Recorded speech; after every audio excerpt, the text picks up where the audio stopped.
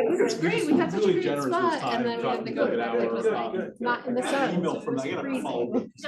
They have a practice of sending out Ellis was and she something communication for just be like left early with her grandma. And I was like, Michelle walked right by right after Michelle opened, and she's like, I miss Michelle. The email I was like, but you saw everybody else. Read a little bit more like, so I'm like, I don't know if they discovered a conflict or if they're just like declining the list forever. It wasn't like that, but the way she worded it, and I was surprised because he told me like there will be like a communication that he sounded like it was standard because unfortunately the firm will not be able to provide it. Right, that's what that reads like. So I know. Well, there's always another one, right? I know, but there's the Washington one. Yeah. So but he was really nice and generous. I don't think I've ever gotten to the Washington one. It's always just like so cold, and I'm like, Recently worked on something where there was a plane for an adult. Oh, you were talking. Oh, sorry. I was Okay, super yeah. excited. She's like, I always forget that the candy's better at I don't know.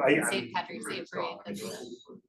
Oh, sorry, you told me, but he was telling me a bunch of different stories. Oh, She's really? like, I always forget that the St. Patrick, or that the Christmas parade's just like, it's a lot of He peppers. was talking about how I was so surprised you said that they were giving out peppermints and kids were mad. Yeah. On the table. Oh, I was talking to someone, Just like, yeah, they were not happy, and they're like, oh, it's broken. He's seen a lot of this. So, critical, Yeah. broken peppermints. Yeah, well, like, yeah, there was some kind of like, oh, it's all smashed, and I was like, well, it's because That they're doesn't sound like it. I No, might go for a it's second hard. opinion, but Yeah, you've got yeah. those two. I mean, we So should it's talk like, about not that. gonna. He was awesome. Not Like gonna he see really. Tough guy. It's insanity. And I look every time.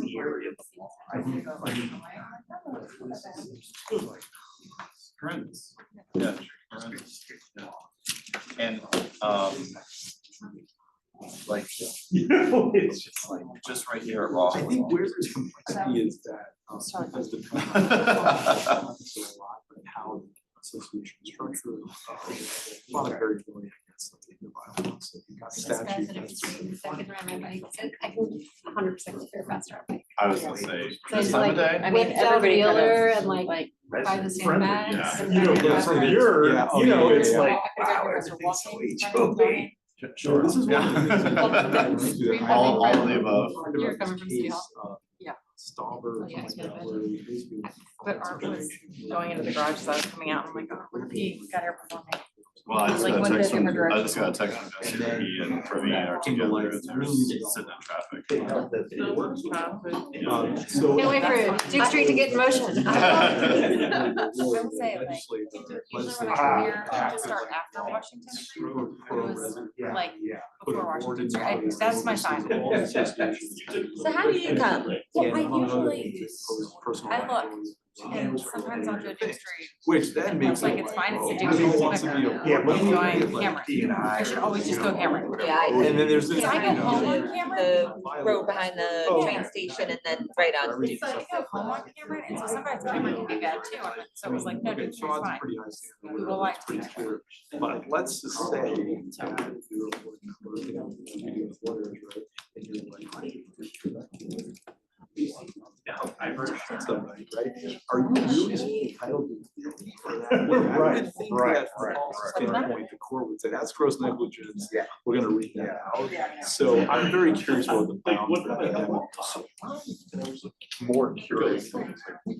Art, I don't know if we'd be on the same page, but you don't have to be on the same page with us. Like, you're there, changing things that you're gonna pay. I'm gonna overall financially now.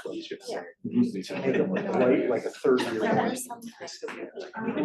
So interesting. It's kind of to see. Established.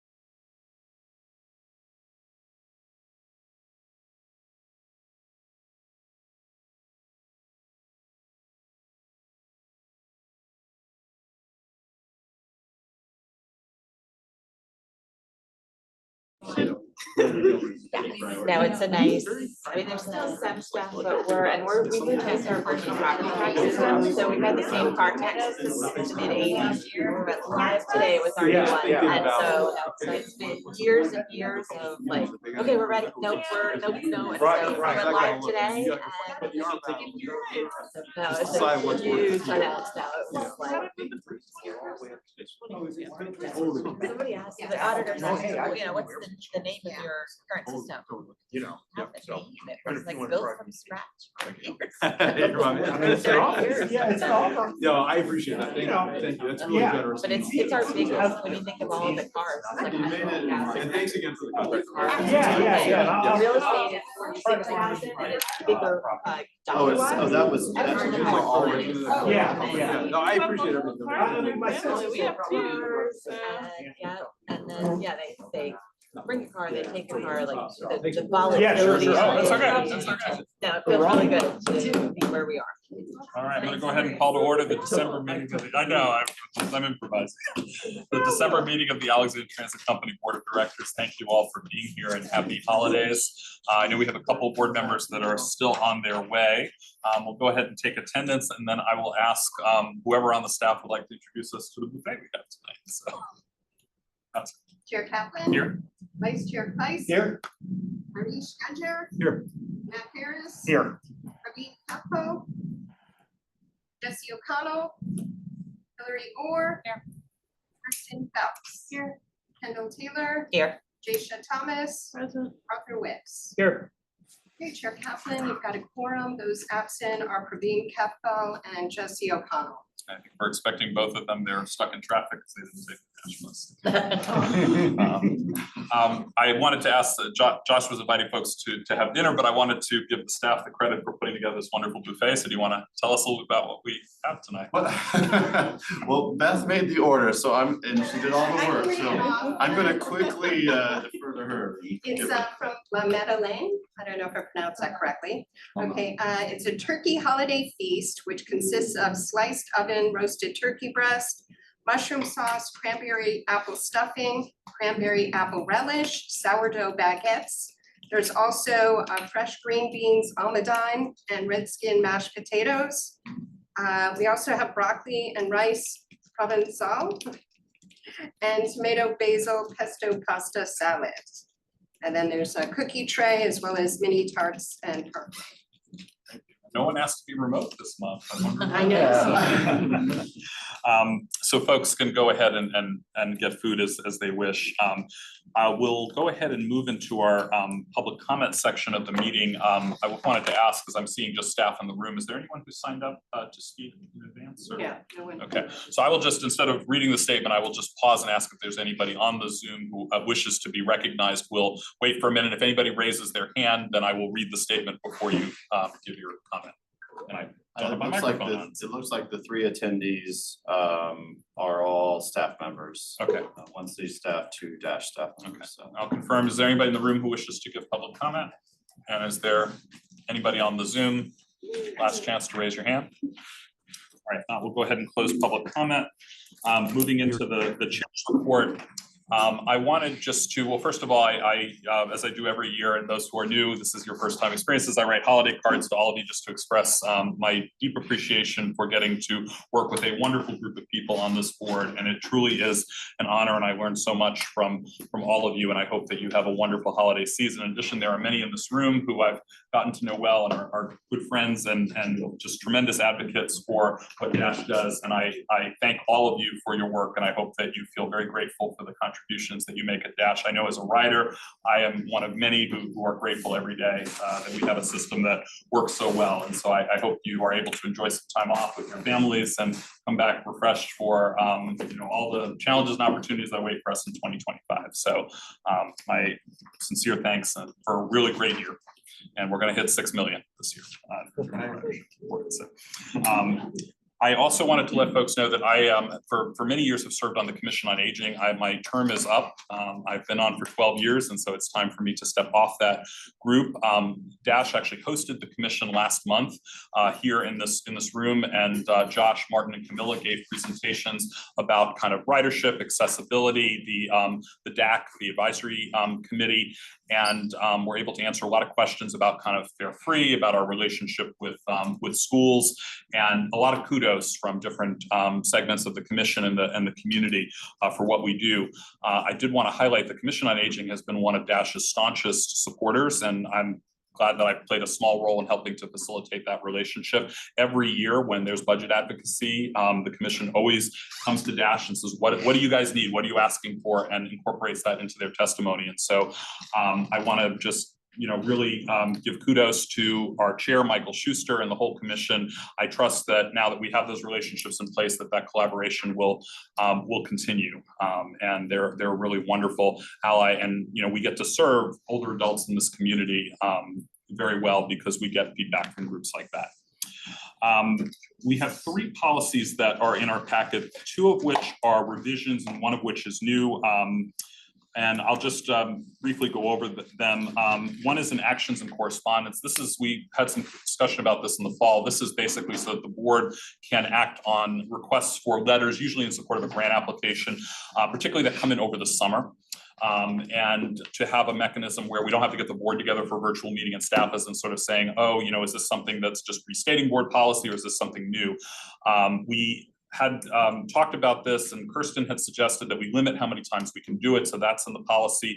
I had Art and Hillary had both kind of weighed in, and Kendall about kind of whether staff should be involved in this, and the answer was no. So we're going to leave it a 2-person committee, which will be the chair and vice chair, which will also ensure that we can get the committee together very quickly. If we have a chance to use this, say over the coming summer, I certainly would put on the agenda in the fall to ask folks, how did this work, and were there any concerns or changes that we need to make? But I feel and the staff feels that this is a policy that at least gives us some direction for how we approach these, and that we're weighing in on things that are appropriate for us to weigh in on when it's not feasible to get the whole board together.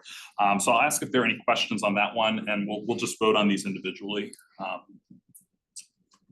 Any discussion from the board? If not, we'll take a motion to adopt the policy. Motion to adopt correspondence policy. All right, moved by Steve. Is there a second? Second, Matt. All in favor? Aye. Aye.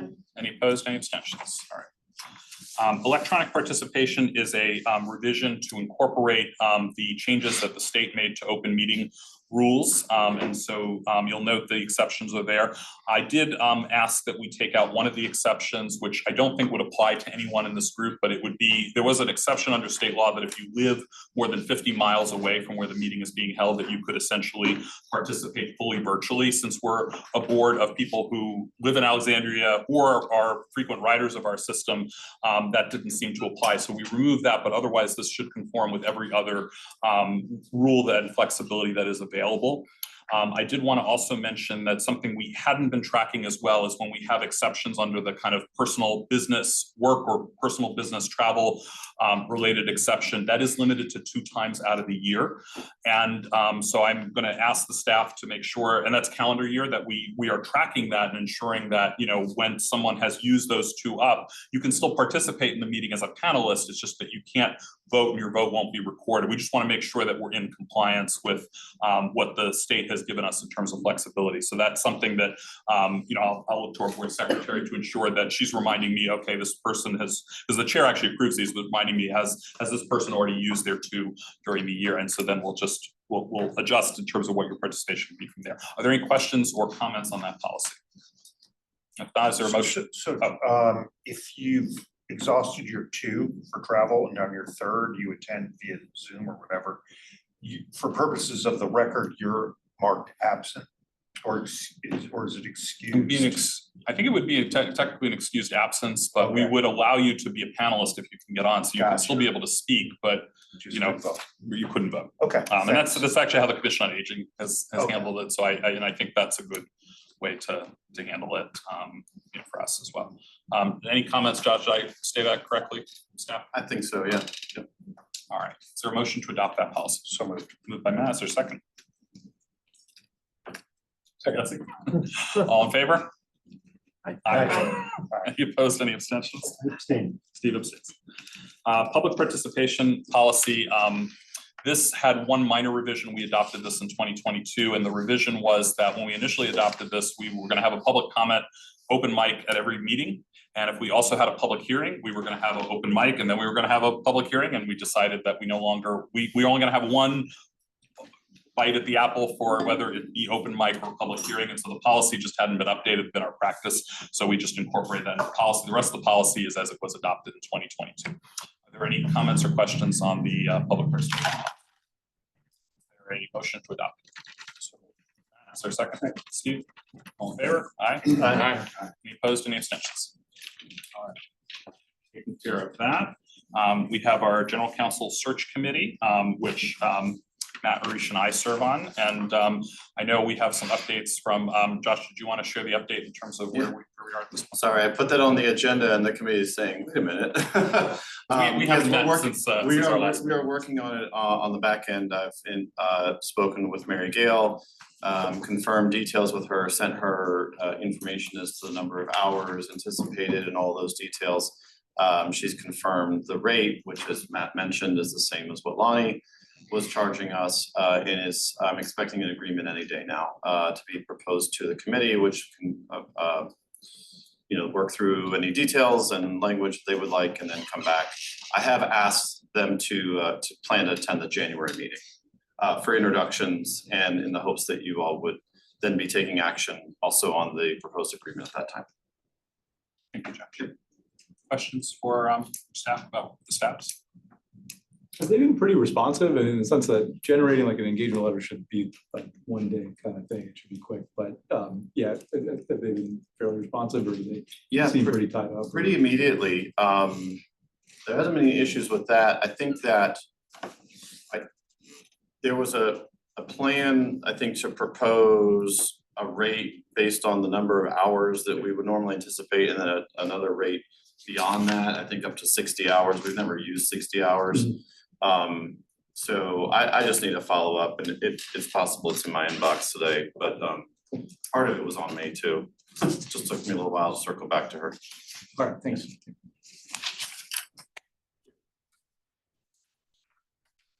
Team yes report.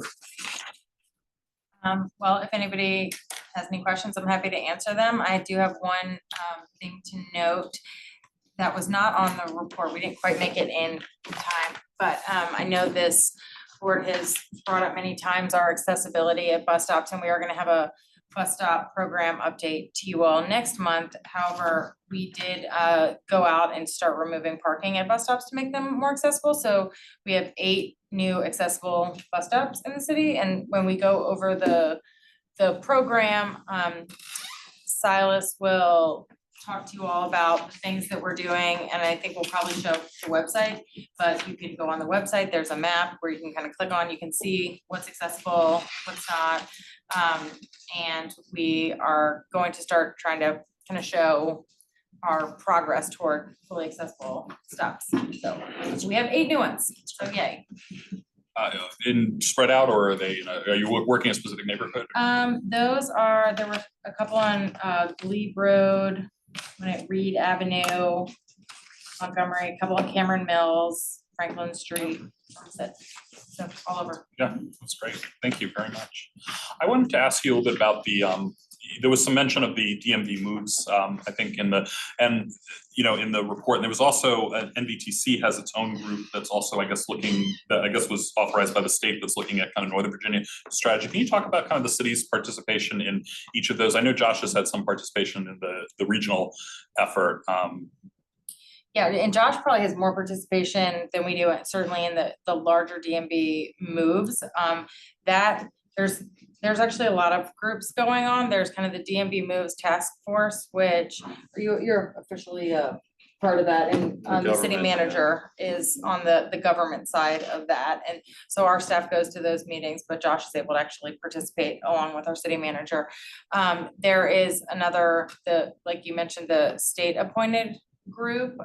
So we are not as involved in that. We get updates from MVTC on that. And then there's a staff group where there's Dash staff there, and then city staff. And we are really trying to collaborate regionally, just to tackle a number of kind of topics and think about how we can work together regionally and what basically kind of what the staff recommendations are, but those are then filtered up to the larger city administrators, transit leader group at the DMV move. So lots of layers, and we're all trying to feed into I guess the larger task force that has more political power to actually make change when it comes to legislation. But the main focus is on funding, finding a sustainable funding, although I think kind of at the staff working group, there's a lot more regional collaboration conversations as well, and just how we want to do things and be more consistent and share information so that we can kind of work together better. So you don't feel like there's sort of like across purposes that they're really coordinating well with it? Because when you sort of hear like Virginia's doing one thing and then regionally there's another thing going on, you worry that, you know, the results might not, you know, and if it's too early to say that, that's fair. And I think it's a little early, and I think the staff working group, you know, we're sharing that information of whether the larger groups take it and accept it and use that information is another thing. I don't know if you have anything to add from your perspective. I think the NVTC piece is much more focused on identifying dedicated revenue sources for transit in Northern Virginia. In the idea, I think that it feeds kind of into the DMV moves efforts. Fundamentally, it's all about solving funding issues, to your point, but DMV moves is going beyond that and really thinking about how to make systems and the interactions between the systems easier. And then also the ideas that have been floated around have been how you kind of unify looks and messages and things so that people who are coming to the region who aren't particularly familiar with all the different systems can better navigate them. It's a lot to unpack on the DMV move side, and it's huge. There just seems to be so many people involved. I'm not sure where that's gonna go. But my staff also are serving on some of the committees, breakout committees on that.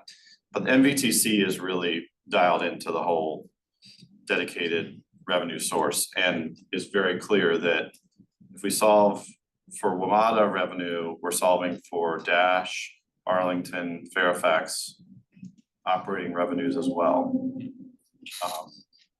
So yeah, but we are at the table for both. So I guess we can talk about when might be appropriate time to put that on the agenda, you know, when. Yeah. Okay, thank you. Any other questions? Yeah, I have a question about the Duke Street Transitway update. Like, listen to the council discussion, read the resolution, read your update. I still don't understand what was decided relative to the options. It's like there was a long discussion about one of them. I don't understand why there was an abstention. And then at the end, there was like a different, something else proposed that passed. So. Make it make sense for us and like sort Okay, of so do in we all simple know what we're terms. talking about between, like around kind of the West Taylor Run area, Cambridge, right across the street from here, there's a service road and people live on it. And the real conversation was, do we make those service roads one way? So the transitway on the Duke Street corridor had already been determined in those areas, but making the service road, one of the service roads one way was really essential to making this intersection that you all have to turn up, this Cambridge Roth intersection here, function much better. We would be able to redesign it if the service road was kind of approaching that intersection was one way. So staff had proposed that from West Taylor Run Parkway to Cambridge Road, that the entire service road become one way. You get the intersection improvements, you get the traffic improvements, which also speed the buses on Duke Street and get them out of some of the congestion. Additionally, you get that kind of dedicated space for a cycle track because you have an extra lane now on the service road. What ultimately happened was council 3-3 plus 1 abstention. And that was looking at making that one-way, staff's recommendation. So they came back and made it partially one-way. So between Longview, which is kind of one of the interior roads, and West Taylor Run Parkway, they kept it 2-way. So we get the one-way portion of the road that enables us to get the improvements at Cambridge, but you don't get a consistent one-way road. We likely won't be able to put a cycle track in because it's a weird configuration to put it in for half of a street. So we'll have to figure out what that looks like when we get to design. Importantly, I think for staff was making sure that we were able to get the intersection redesigned, and so the one-way portion there, what was approved is very helpful. I think we can, we were looking at time savings of like over a minute to 2 minutes on Duke Street, so that really helps the bus move through that segment.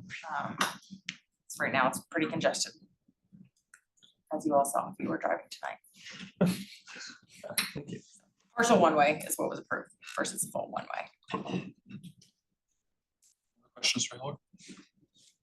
Thank you for your report. We move to other member reports, and I know Kendall and Art are going to present on city budget and revenues akin to the council retreat. But I know Steve had just wanted a minute first, so I'm gonna recognize him. Thank you. I wanted to offer an apology to my fellow board members along with the DASH staff. I have a responsibility and accountability as a board member to all of you and to the DASH staff, and due to say numerous business travel commitments, both domestically and internationally, I have not been an active participant as I once was at the board.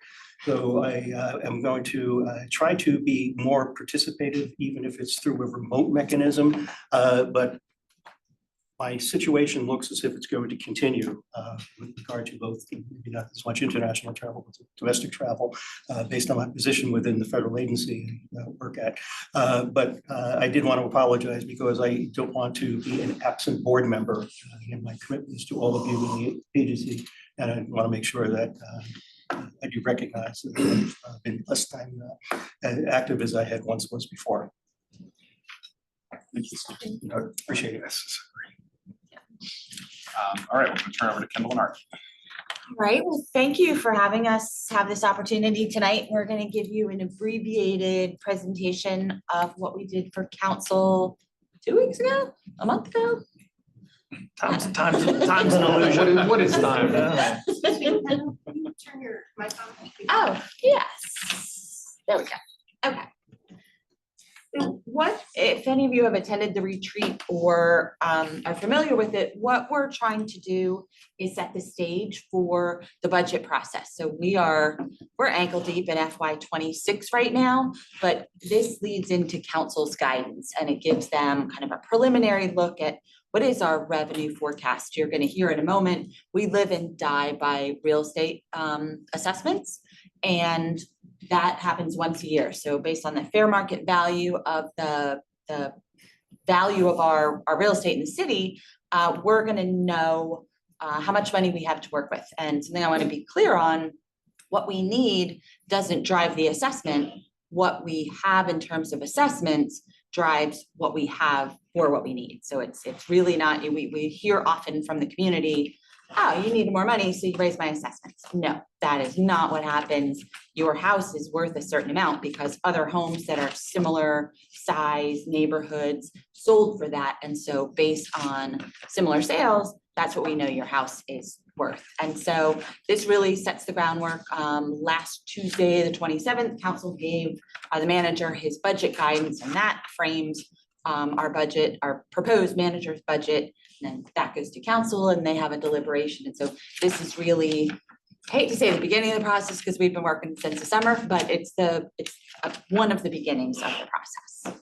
And so one of the things we always show for everyone is this pie chart. Our 25 budget is about $926 million, but 60% of that is coming from real property taxes. The other ones, they're all money, we appreciate it, but none of them move the needle. So if we've got restaurant food might be almost $30 million, it's not gonna double, but if it doubled, it's, what does that come to? Not even, it's a tiny bit. So trying to frame all of the money, all of the options for this city really come from one source, which is real estate. And this pie also, if you divide that orange wedge in half of that is the apartment dweller. So really half of our money is coming from the resident. We shared with council, it's a twofold message. I mean, we're Alexandria, it's an attractive place to live.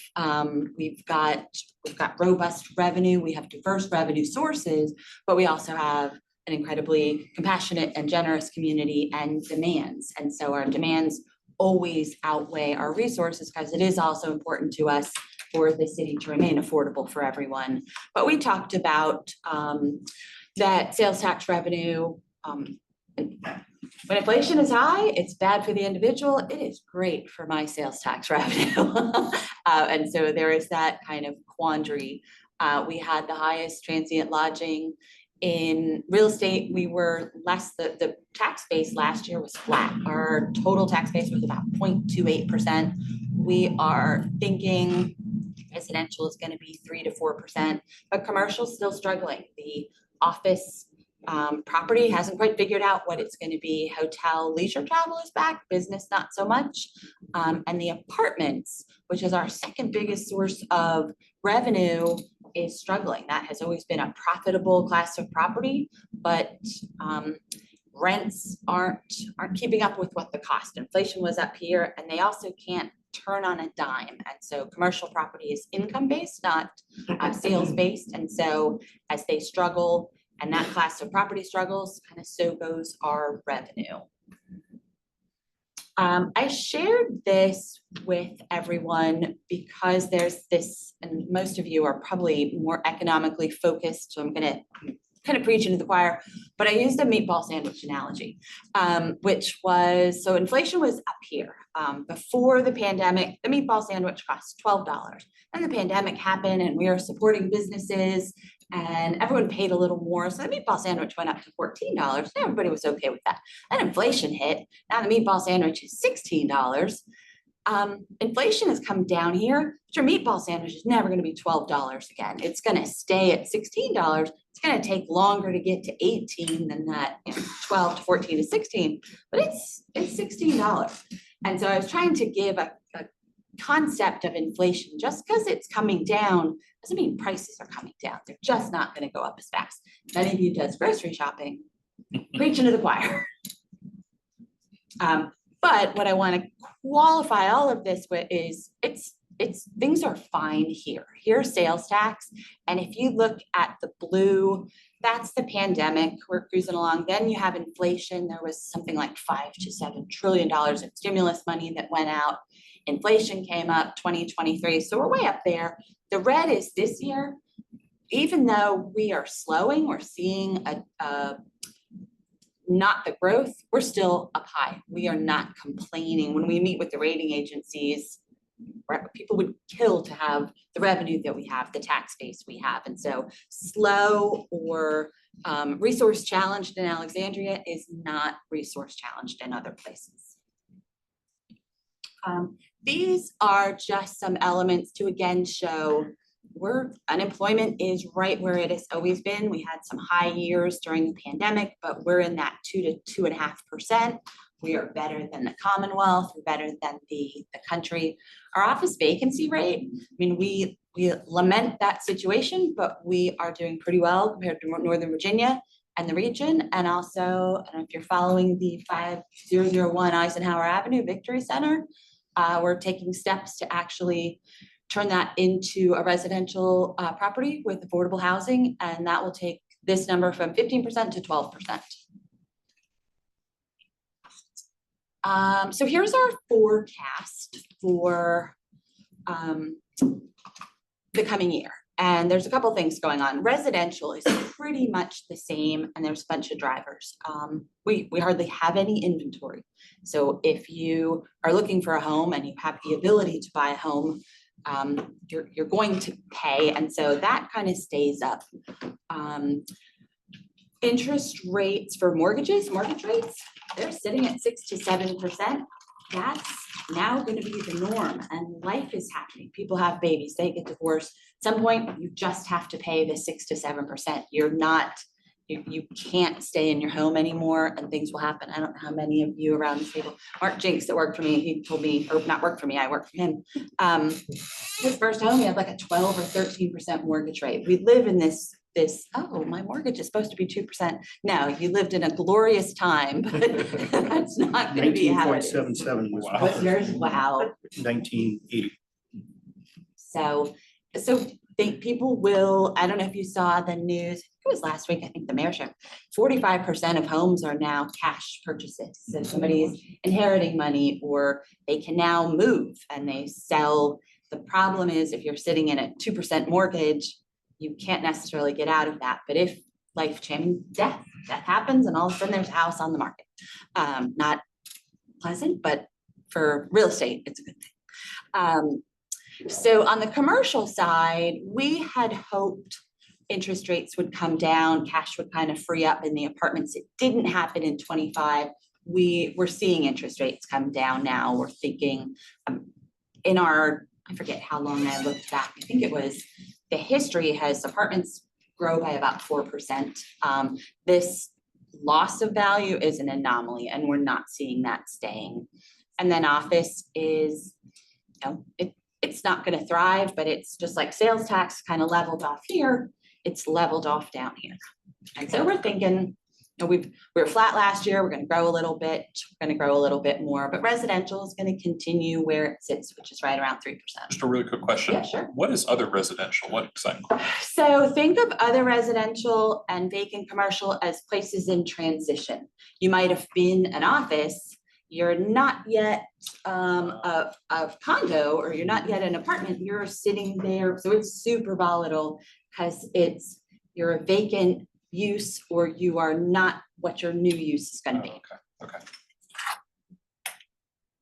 And so here's how what I just all talked about translates. And the number on this page, there are two numbers I want you to focus on. One is use of money and property. So where I just talked about interest rates, they've been high. It's been great for this category. Our money is making tons of money, but that's going to abate. Our average monthly balance is like $250 to $300 million. We've been making like 5 to 6%. So glorious times. 5 years ago, when our money was making like 0.5%, this was non-existent. So that is a huge hit this year as we're figuring on, quarter rate adjustments over the next couple years. So that's going down. The other ones, they add a little bit here and there, but we're looking at right now forecasting, and again, it's early, but to only have about 1% across all these categories to fund what Arthur's going to talk about, which is much higher than that in terms of our needs. There we go. Great.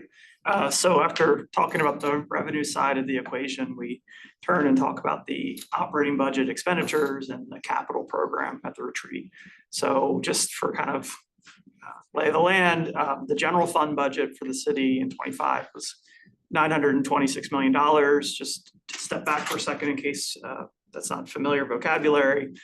The general fund is the part of our budget where we have the most discretion and sort of fungibility about how we spend it, right? It's not a special revenue source like the stormwater utility, which we can only spend on the stormwater system.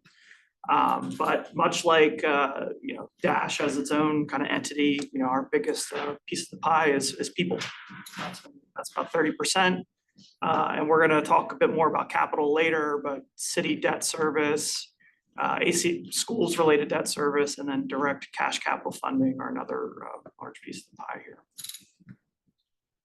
Just that same $926 million budget, this is sort of organized by kind of functional area. So just sort of portfolios of common departments. You can see schools there make up a pretty good sized chunk of it. It's just sort of a high level overview. So keep in mind the next few slides have some fairly severe assumptions in them about controlling cost growth, because this is the guidance, it is based off the guidance that the city manager gave to city departments, the school system, and partner agencies. Sorry, I just have a question about the last one. Which slice does transit fit into it? Health, livable, green, and prospering. Okay. Yeah.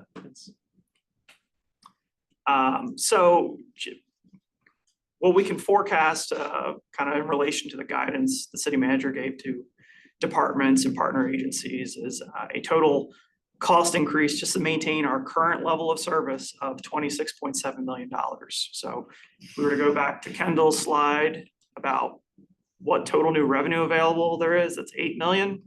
And just to do what we're doing today is going to cost us 26.7 million more. And like I mentioned, there's some pretty conservative assumptions in there related to what the school operating increase is going to be held to in transit services, which includes both Dash and WMATA. And mind you, this is the general fund. There are other revenue sources that come into play, especially when it comes to transit. So that's not the whole picture, but for kind of what the real estate tax is going to support, basically, this is what we're assuming.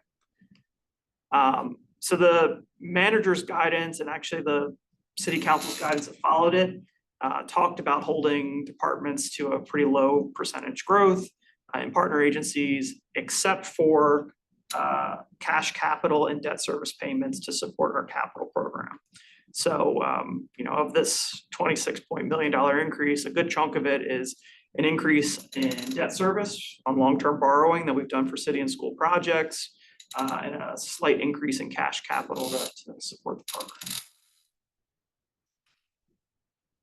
So just kind of in summary, there's an $18 million gap that needs to be filled over the coming months as we're developing the budget, either through reductions in programs and services, revenue increases, or a combination of both of those things.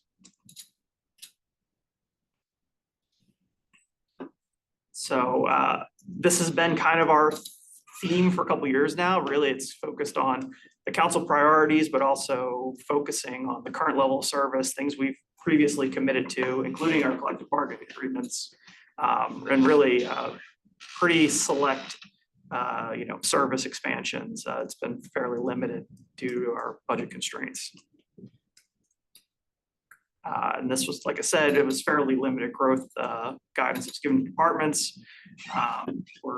We've asked departments to submit efficiency savings, and then when there were budget increases requested, we've asked for offsets to pay for that.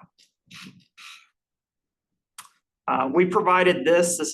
We're not making a recommendation, but one of the things we give council is kind of what are the levers you have that you directly control, essentially the tax rates and fee rates. So this is just a current, what our rates are, what the state may limit it at, or our charter limits it at, and some potential revenue increases by increasing those fees. It's important to note that our real estate tax rate is the highest in the region. Yeah, it's the highest in the region. I would note our city council, especially sort of post COVID pandemic, not to say they weren't beforehand, but there's a increased scrutiny and focus on the affordability to our taxpayers. So, that row number one on there about increasing the tax rate is a much more limited tool than it was, and especially in light of what Kendall mentioned about us being the highest in the region at this point. So then we went on to talk about the CIP. Our capital improvement program covers 10 years. It's a $2.4 billion plan. It uses a mix of direct city cash pay-as-you-go sources, long-term borrowing, state, federal, regional grants, and a couple of what we call city restricted revenue sources like the stormwater utility and sanitary. So we have been trying to change the narrative a bit on the CIP. So we really stepped back. This list of projects you see here are things either we've completed, are working on, or in the funding plan. Really over in the last decade, they've been kind of part of our capital program. These, I think it's 11 projects. I forgot my stat.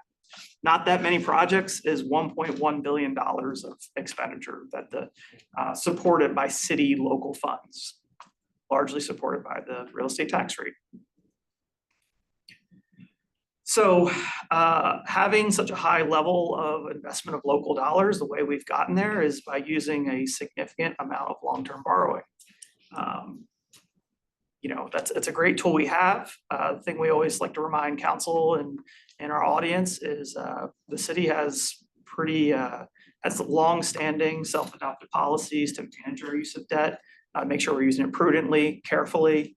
And it's part of the reason, probably the main part of the reason that we've had a AAA bond rating for 30+ years, which allows us to have access to some of the lowest municipal borrowing rates available. So that's all good news. However, we've really, historic level investment, prudent, conservative policies to manage our debt, there is a convergence point and we've reached it. So I don't want to belabor this slide. Certainly council had to look at it quite a bit, but essentially the main limiting thing now is we have a policy that limits how much outstanding debt we can have relative to the total real estate property tax base. It's a very common measurement of debt, in debt management for municipalities. Your ability to pay. Exactly, That's our source. because that tax base is our main tool for paying down debt.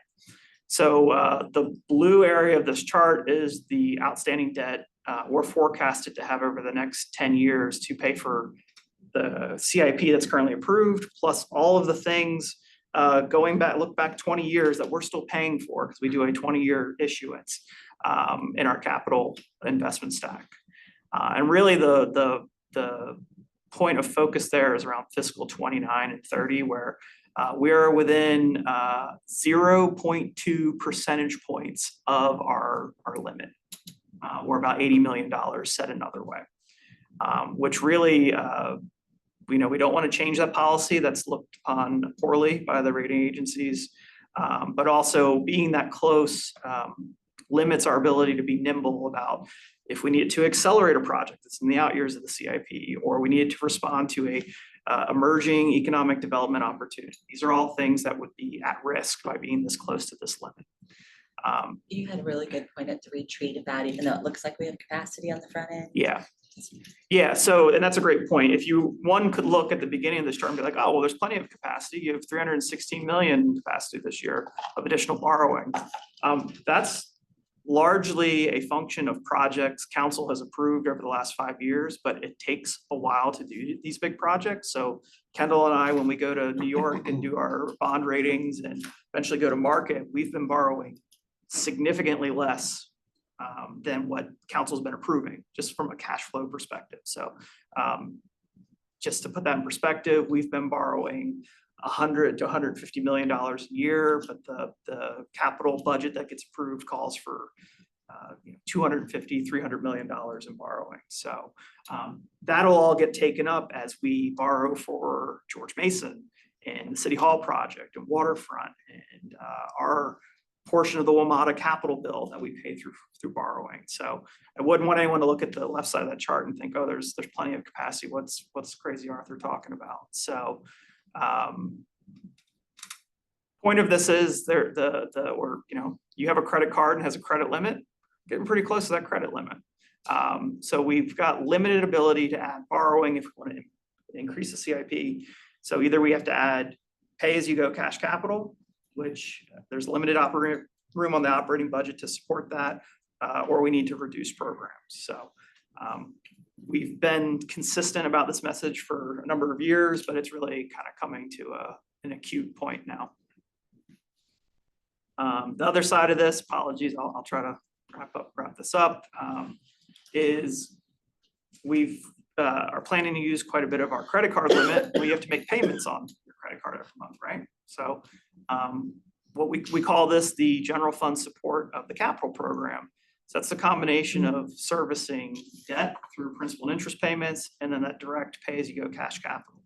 So that $920 million general fund budget, 125 million of it is just going to support capital investments that we've already approved. And this chart's just showing how that's going to grow over the next 10 years.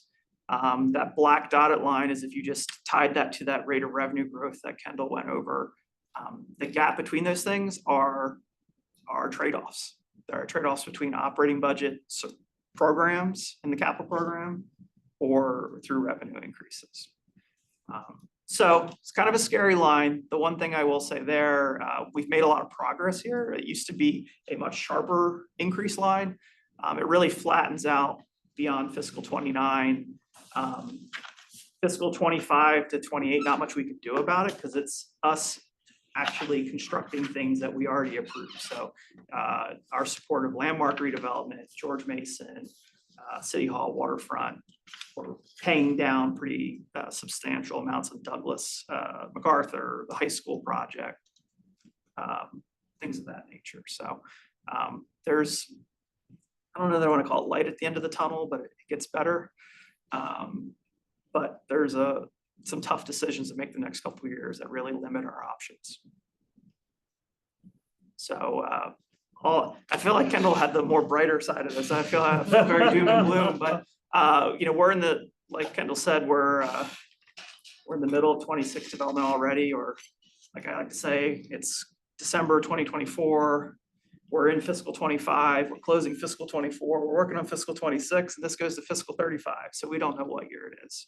Cost allocation plan with Maximus is 2023. Yeah, that's right. So, yeah, what time is it? Anyway, we're working on the CIP. Really, it's very limited enhancements, kind of working within approved levels.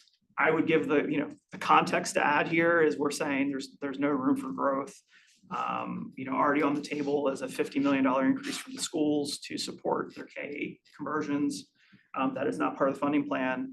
And the city's in the midst of two very large, very high profile projects with a lot of high stakes unknowns as we're going through the design process. So waterfront, City Hall, there's a lot of things still to find in those projects. So we might have some edits to make there as well. So that's the environment in which we're constructing the 26 budget. A lot of unknowns, a lot of pressures, and not a terrible large amount of maneuvering room.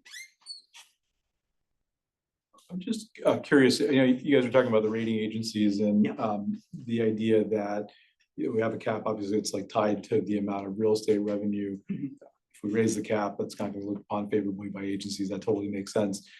What I'm kind of wondering is there any model for other taxes to be included in that? Like, for example, we've got, it seems like a pretty stable amount of personal property tax that's coming in, but that's not part of what the cap is pegged to. So like how would rating agencies? We have a number of financial policies, and another one is that kind of speaks to what you're talking about. It's not as much with debt, but they look at how much fund balance we have, what is our reserves, and that's as a percentage of our general fund revenue. So that's trying to look at, it's not the debt one, but they're looking at a whole host of things. That one speaks to, based on your whole tax base, all your revenues, how able are you to withstand like a Katrina or something like that, where you've got to live off your reserves, and how long can you support yourself in the event of it's like a stress test to see like. Yep. And so there's that one. There is, we used to do per capita income, like debt as a percentage of that. How affordable are you?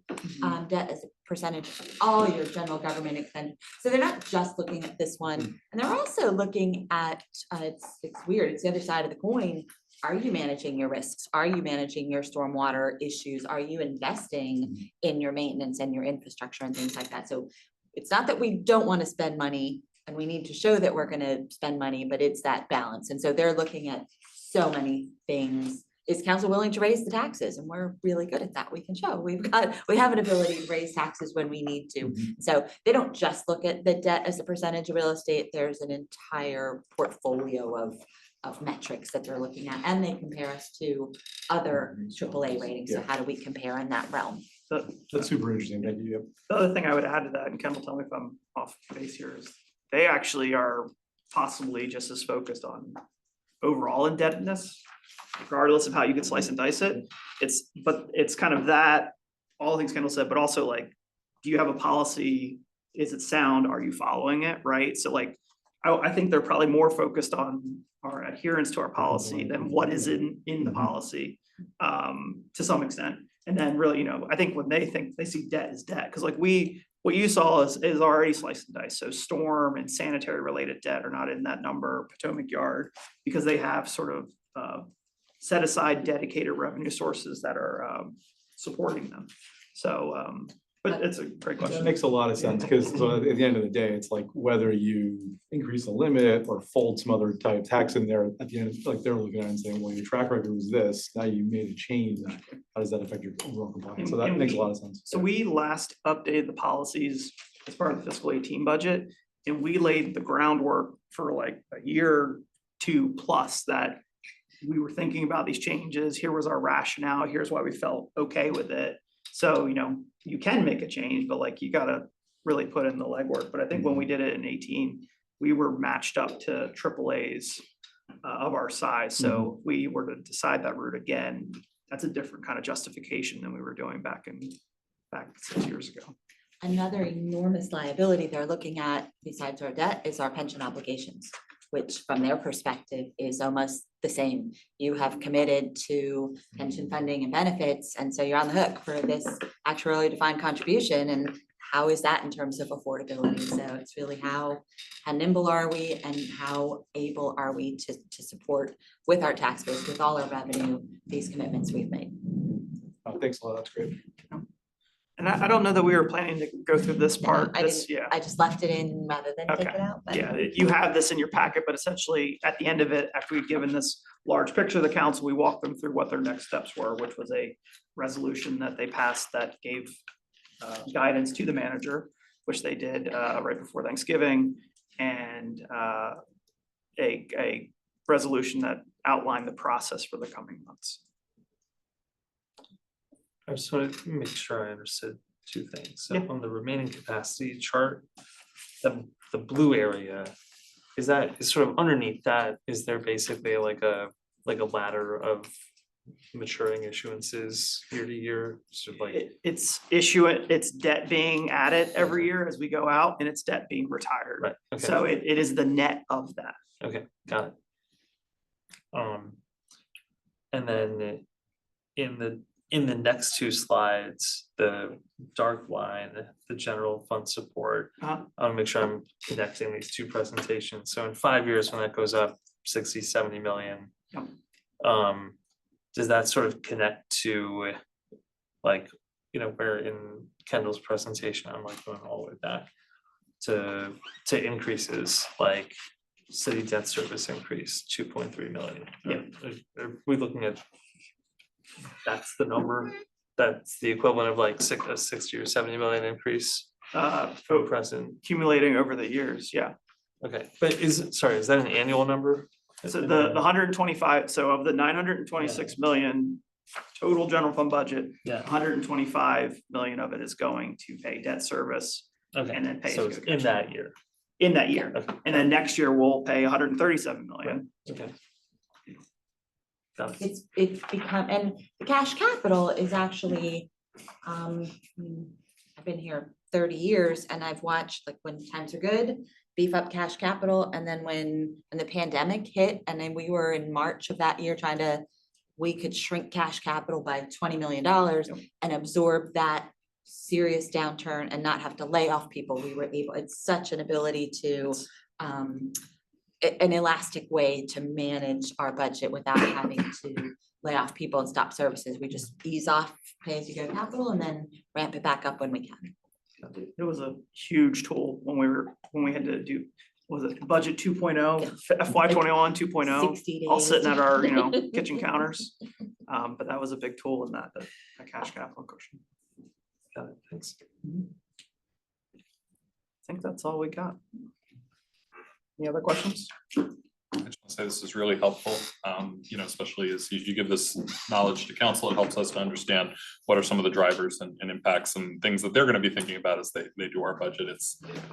It's hard to absorb some of it because it is, we have some daunting challenges, and especially, as many of us are homeowners, we look at our own assessments going up each year, and certainly have conversations with my neighbors who are like, well, I know what I'm paying more, why can't the city do more? And you're not thinking then about what is the rate of also growth for all the services and all the things, as you said, especially all those school projects that we're gonna be paying debt for a long time. So it's really helpful just for us to even be able to go out and talk to other community members. I think we hear this on the federal side and we're seeing it more and more, and we've as a community chosen to invest in our capital projects and also be a community that supports labor and has collective bargaining agreements. And we have a pension that's attractive but all of those become fixed costs that we can't move around from. We've got these contracts in place, so more and more of those really, I don't want to say tie the hands of the manager, but lock you in. You start out with, here's $20 million right out of the gate. There's nothing we can do about it. And so keeping it in mind from that perspective, you lose your discretionary toolbox. And it's what we've chosen to do. It's who we want to be and how we want to exist, but it does make it more difficult. The options to raise revenue really do come down to that tax bill that goes to mostly residents. Yeah, and that's hard, as you said, because of where we sit already. So yeah, it's a challenging. They have tough decisions to make as the manager. Thank you so much. This is really helpful. I wanted to ask, so we have this buffet that Beth introduced, and I don't think anyone's touched it. I think our staff is probably waiting for us to eat first before they go up. So would it be helpful if we took 5 minutes so we can get some food? So.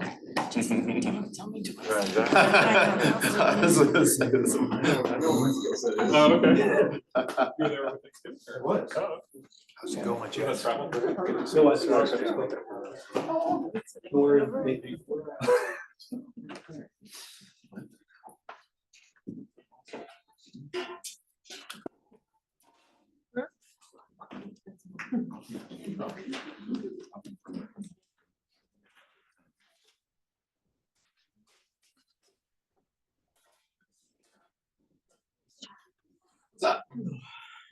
Like sweatshirt.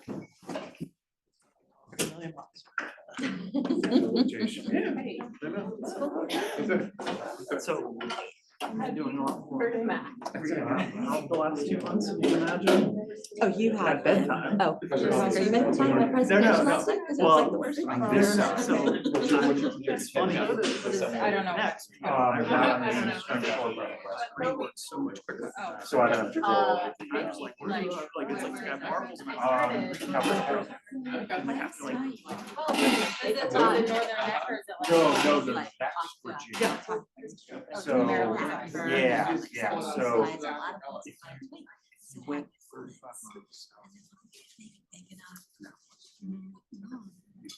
Yeah. Listen, I'm like at the end of the sentence, I'm out of breath, I'm like, but I up here, so you need to like exhale again. I'm like, shit, I'm a disaster. And then I got thirsty, I said, let me take 3 minutes of water. It's like, you want to make this your first presentation, and every Tuesday I do this morning announcements. So read forwards, but it was like. And I'm sure it wasn't as bad as it felt. No, yeah, it's way worse. But I was like, not to pass out, sure turning red, because I'm not breathing normally, the food, I can't breathe at the same time. And there was one passage that I had, maybe read it, she's like. You have to eat it Fine, I looked to it, it's like, considerable statistical set, I botched it. Well, do you want to get another one or? Well, I was on the fence. 10 o'clock. Yeah. 36 hours. Oh, like, okay. it's- 10 o'clock. Trying to cut cards? Well, I was just. Thanksgiving. How you been? Good. So, Everything's everything's gonna be, good. everything can be figured out. Yeah.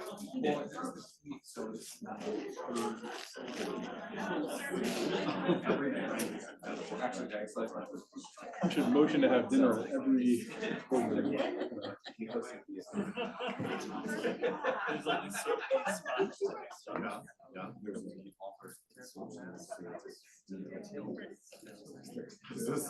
It was great. I mean, they cater it, so it really was. I've got a. Yeah. 75 years. I mean, I do get to. Right, exactly. Yeah. There will be a peak. There will be a peak. Where you'll be like, I plan to try to stop on your thing the following weekend, which is great, but it's just like. Rubina,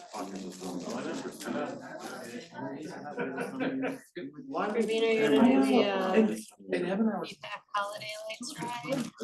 Oh, when is that? There's one Friday and one Saturday. I think And then you hit the. we're doing Saturday night. If we, And that it's would be what it Asa and Ellis, and then I'll be like, do I wanna go on a fun bike ride or do I want like 3 hours to myself? To watch whatever I wanna watch on TV and have a beer. Verizon had them on back. Asa has the turn completely like holiday decked out. Oh, cool. Got lights. Got a little plaque on Santa that was clipped in the back that Santa can Yeah, I'll check the schedule. I was, So Steve, do you think your job will change at all with the new administration? I mean, that's exactly what I'm Not doing. to make you. It's all crammed. No, I'm part of the transition team. We had a late Thanksgiving, right? Compressed. We are not mentioned as part of what I would call. You guys have a lot of shopping. The special attention agencies. Education, interior, Get something for my wife. highway, treasury and justice. So 2 years People ago. go Target. Yeah. They need to be mindful. There are these extra. The most trusted one. We're a microwave system, So so it's. that person. It's an unlikely to hit anybody but radar. Because our whole country was. Yeah. You just wanna. And then you get more and more friends. and Yeah, you can just be like, you can't stop it. That's right. Well, and the thing is. So this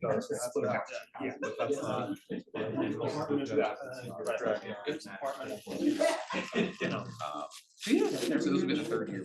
Third or second. So my wife's family was very good about. Just put it into relevance, so even if they're limited. Yeah. Like team and. It's not a. Thursday. We do have industry. So that was what we just like, they catered it, we just like, but Emily like. Are you guys gonna be in town? They were like, you don't work, whatever. But I would it's say. like, up to it. It's like, I don't want. Yeah. Yeah. It's great, that went on awesome, I think it was like. Well, so. We're all over the place. So she's gone. Yeah, no, Yeah.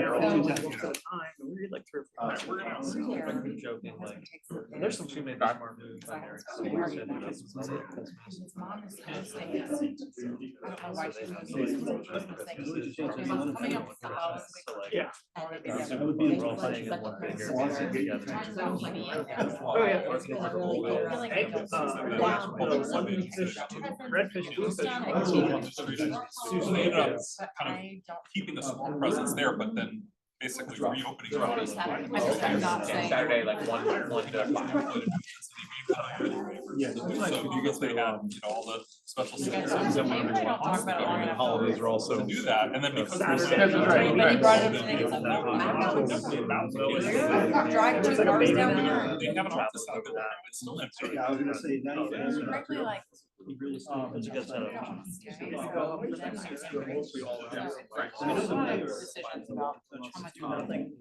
First time I've like traveled. While you all eat, I asked our chair if we could bring the staff presentation up while you all eat, because you can just listen and take that in. You don't have to act on anything. And then they can eat, they can go ahead and eat after they're done, and then we can get back to action, so. Yeah, if you want to introduce yourselves, let them know what you all do here. It's the floor is yours. Great. Good evening, everybody. Yvonne Jung, Head of Labor Relations and Engagement at Dash.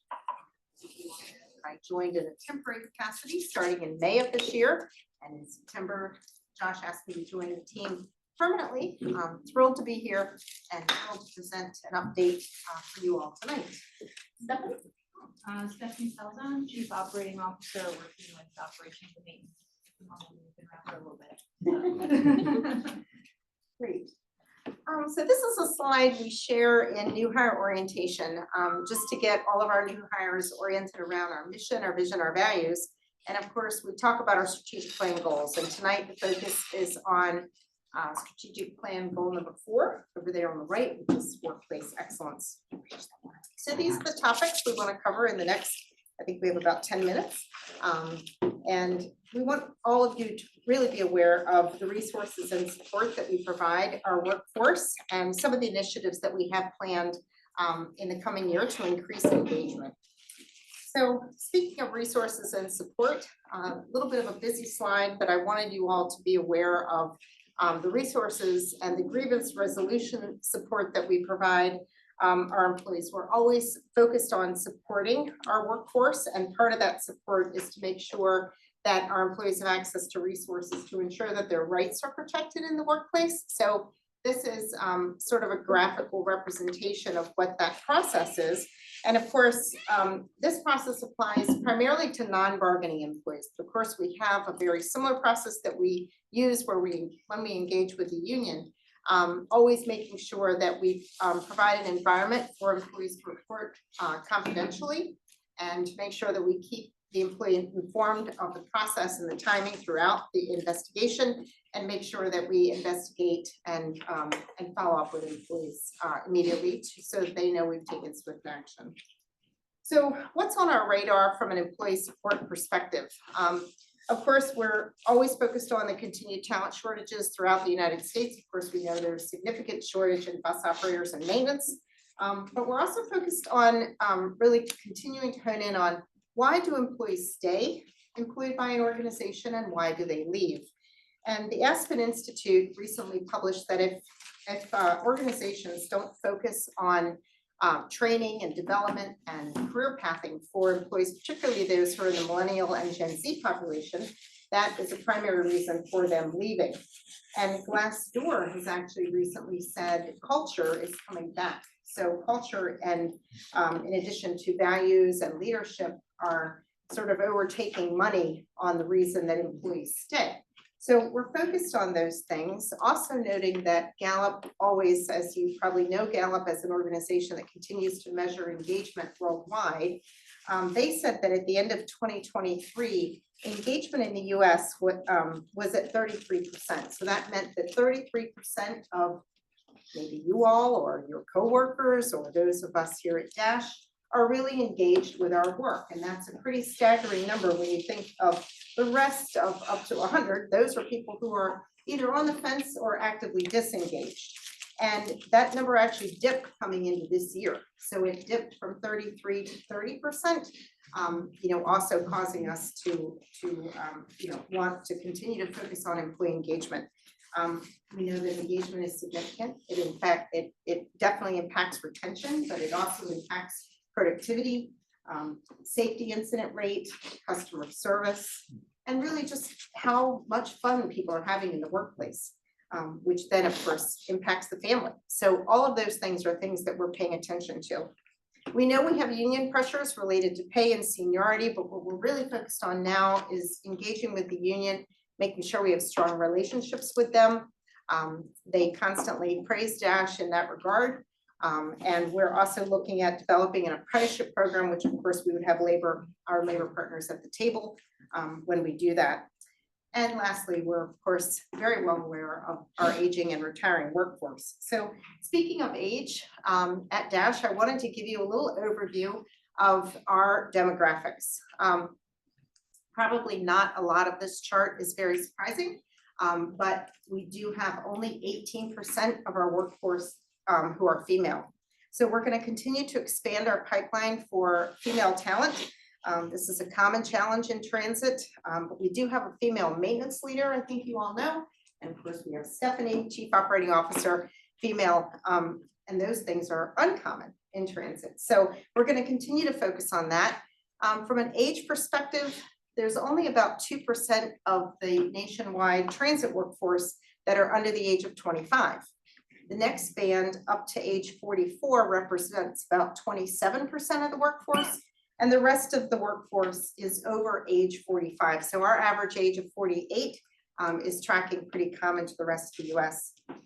There are several other metrics that we want to focus on and we'll continue to share with you in future meetings.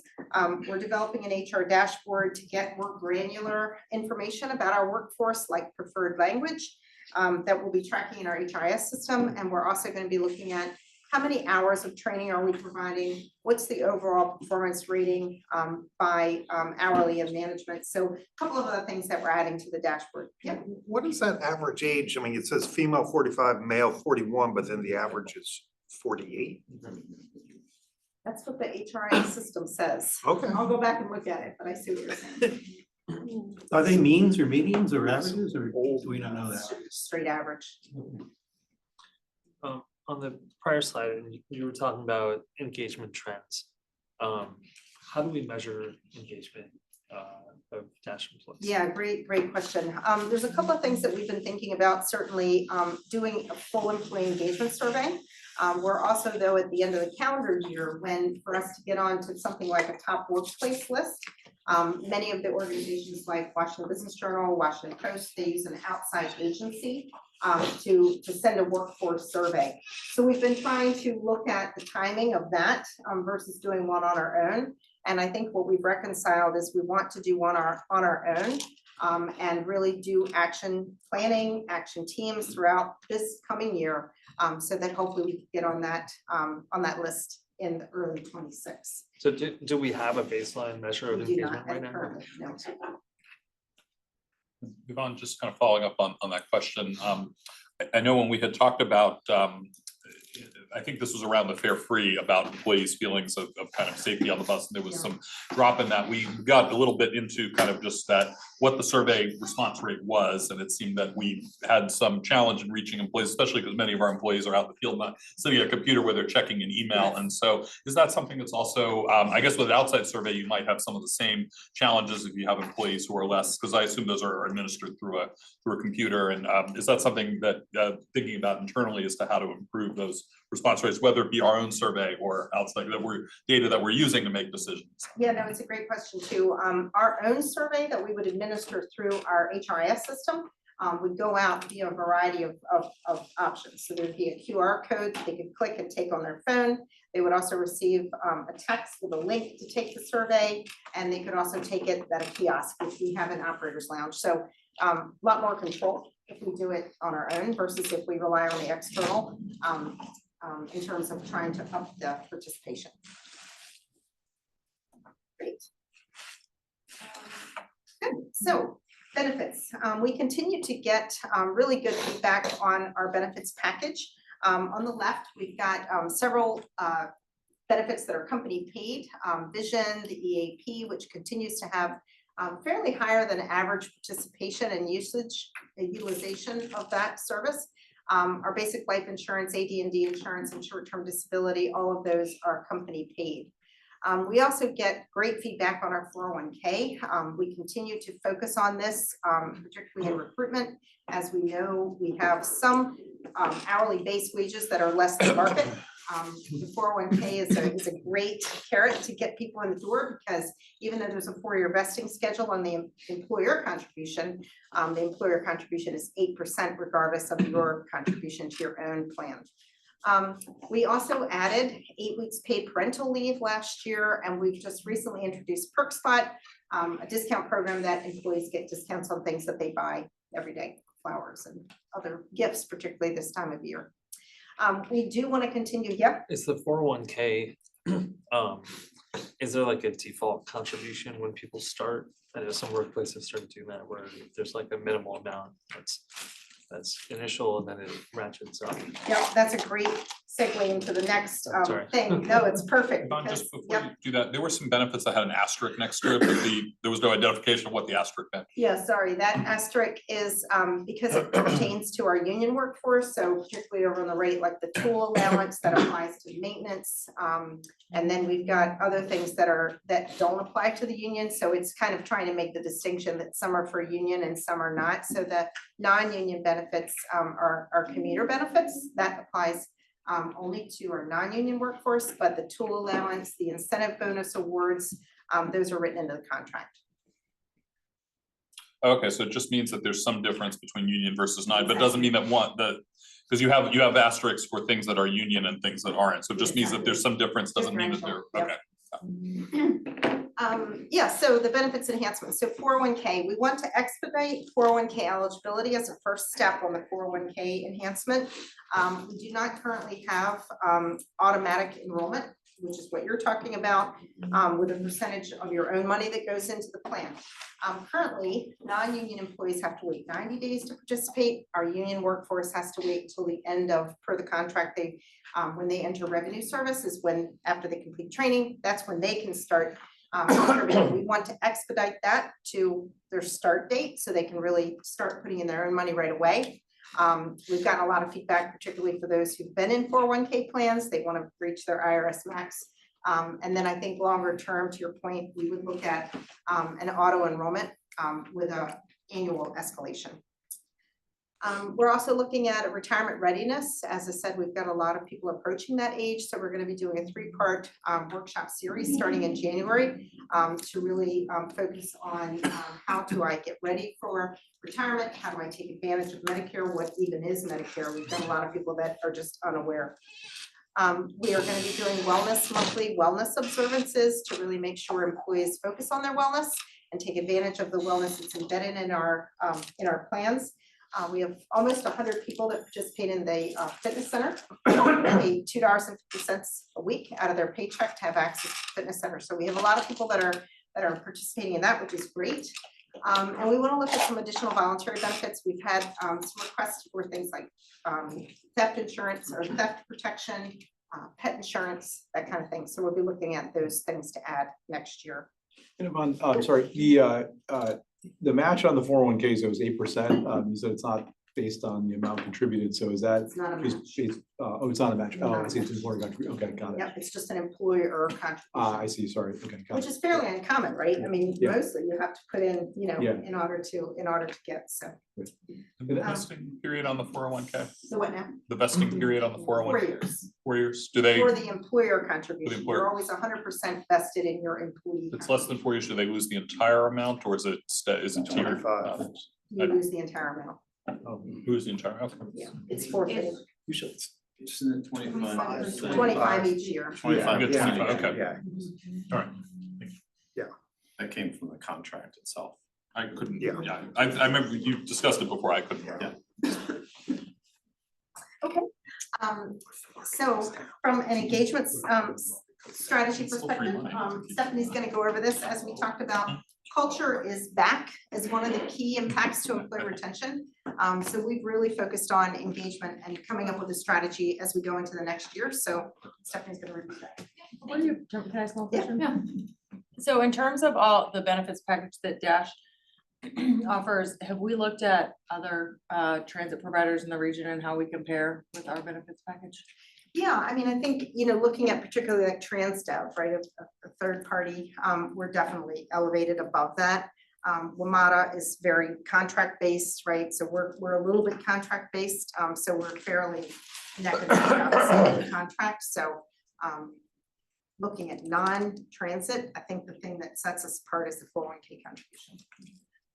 Since we're more equivalent to, say, ART or Fairfax Connector, are we comparable with the benefits package that they offer? I know WMATA is sort of a different class by itself. Right. That's a tough, a tough goal to set to try to achieve, but the other two properties, are they, The other both TransDev.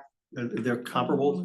We're actually, I think, a little bit leading Okay. in that So- regard. So to TransDev. likelihood of losing a Dash person to any of those for money Not and for benefits benefits alone purposes. is not, will be the underlying issue. No. Okay. Those are transit contracting operating services, so TransDev is fully operating the service Oh, those as well. for both of those systems as compared to us, they don't operate us. Oh, I see. Right, they just have the management agreement with us. We made a lot of the initial CBA negotiation had significant enhancements to our benefits, like that, for example, that 8% 401k came out of that contract. So I know that was a lot of time I spent in those negotiations, I think, to set up the package that we had. And another highlight is the 90% contribution that Dash makes to your health benefits, right? I mean, that's you're not gonna find that anywhere, right? So even though we may be low on base, we really try to explain that total package, because when you do the things side by side comparatively to where you are now, even though you may be taking a cut in pay, in total cash comp, you're winning, so. So I'm gonna talk a little bit about our engagement strategy. Before I do though, it's important to understand what we're talking about when we refer to employee engagement. Employee engagement is an outcome that we have that is dependent on the actions of the leadership of the company. So it's really up to us in our positions to work through what our engagement looks like with staff. When you heard Yvonne talking before about the global engagement level is 30%. Top tier companies are going to be somewhere around 70%. The question was already asked, what is Dash? We don't know yet, but we're taking steps now that will be coming very soon to start being able to nail down what that number is, so that we can put action plans together to identify how we move that needle forward.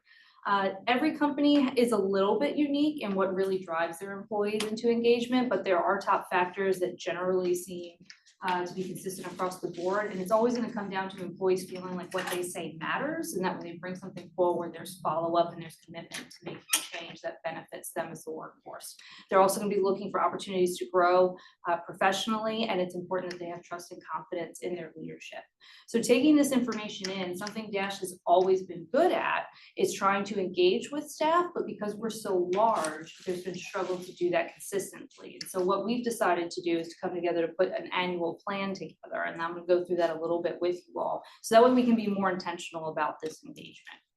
When we did that, we identified 4 key areas. So a lot of the items, or all of the items that we've put together in this strategy roll up into 4 categories. And I'll go through each one, but you have professional development, communication, recognition, and culture. In the blue box, you'll see there are just some goals that we have in the coming year related to this strategy. Yvonne mentioned some of the highlights related to Great Place to Work certification. That's something that we do want to get to. We also want to be doing things like improving staff participation, whether it's in a survey or it's in events that, Camilla's team is spearheading involved with the city as an example. So first, let's dive into professional development. This is a mind map. I don't know if you all have ever done this before, but it was actually really fun for Yvonne and I and Camilla to sit and kind of brainstorm what does professional development, the other 3 categories, actually look like when you're trying to figure out how to do these things. I'm going to highlight just a couple areas in each category. Under professional development, one of the areas of focus is going to be first-time leadership training. If any of you have been in leadership positions, or as you are now, you know that a lot of the time we have to learn as we go, right? There's no manual, nobody gives you a handbook. We think differently. We think that there is training that can be done, that we can better prepare staff for first-time leadership positions, that they don't always have to learn the hard way. So that's one of the areas that we're focusing on.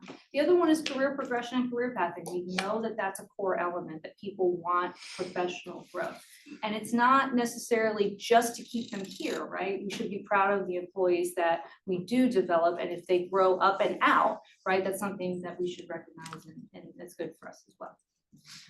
Also getting into recognition. So we have the awards that are done every year. We do have a robust policy around that with substantial amount of rewards, but there are other ways to recognize staff. And Camilla's team has been, I think, critical in pushing social media. That's one area where it's not just about getting Dash out there, what do we do, but recognizing the staff that make it all happen.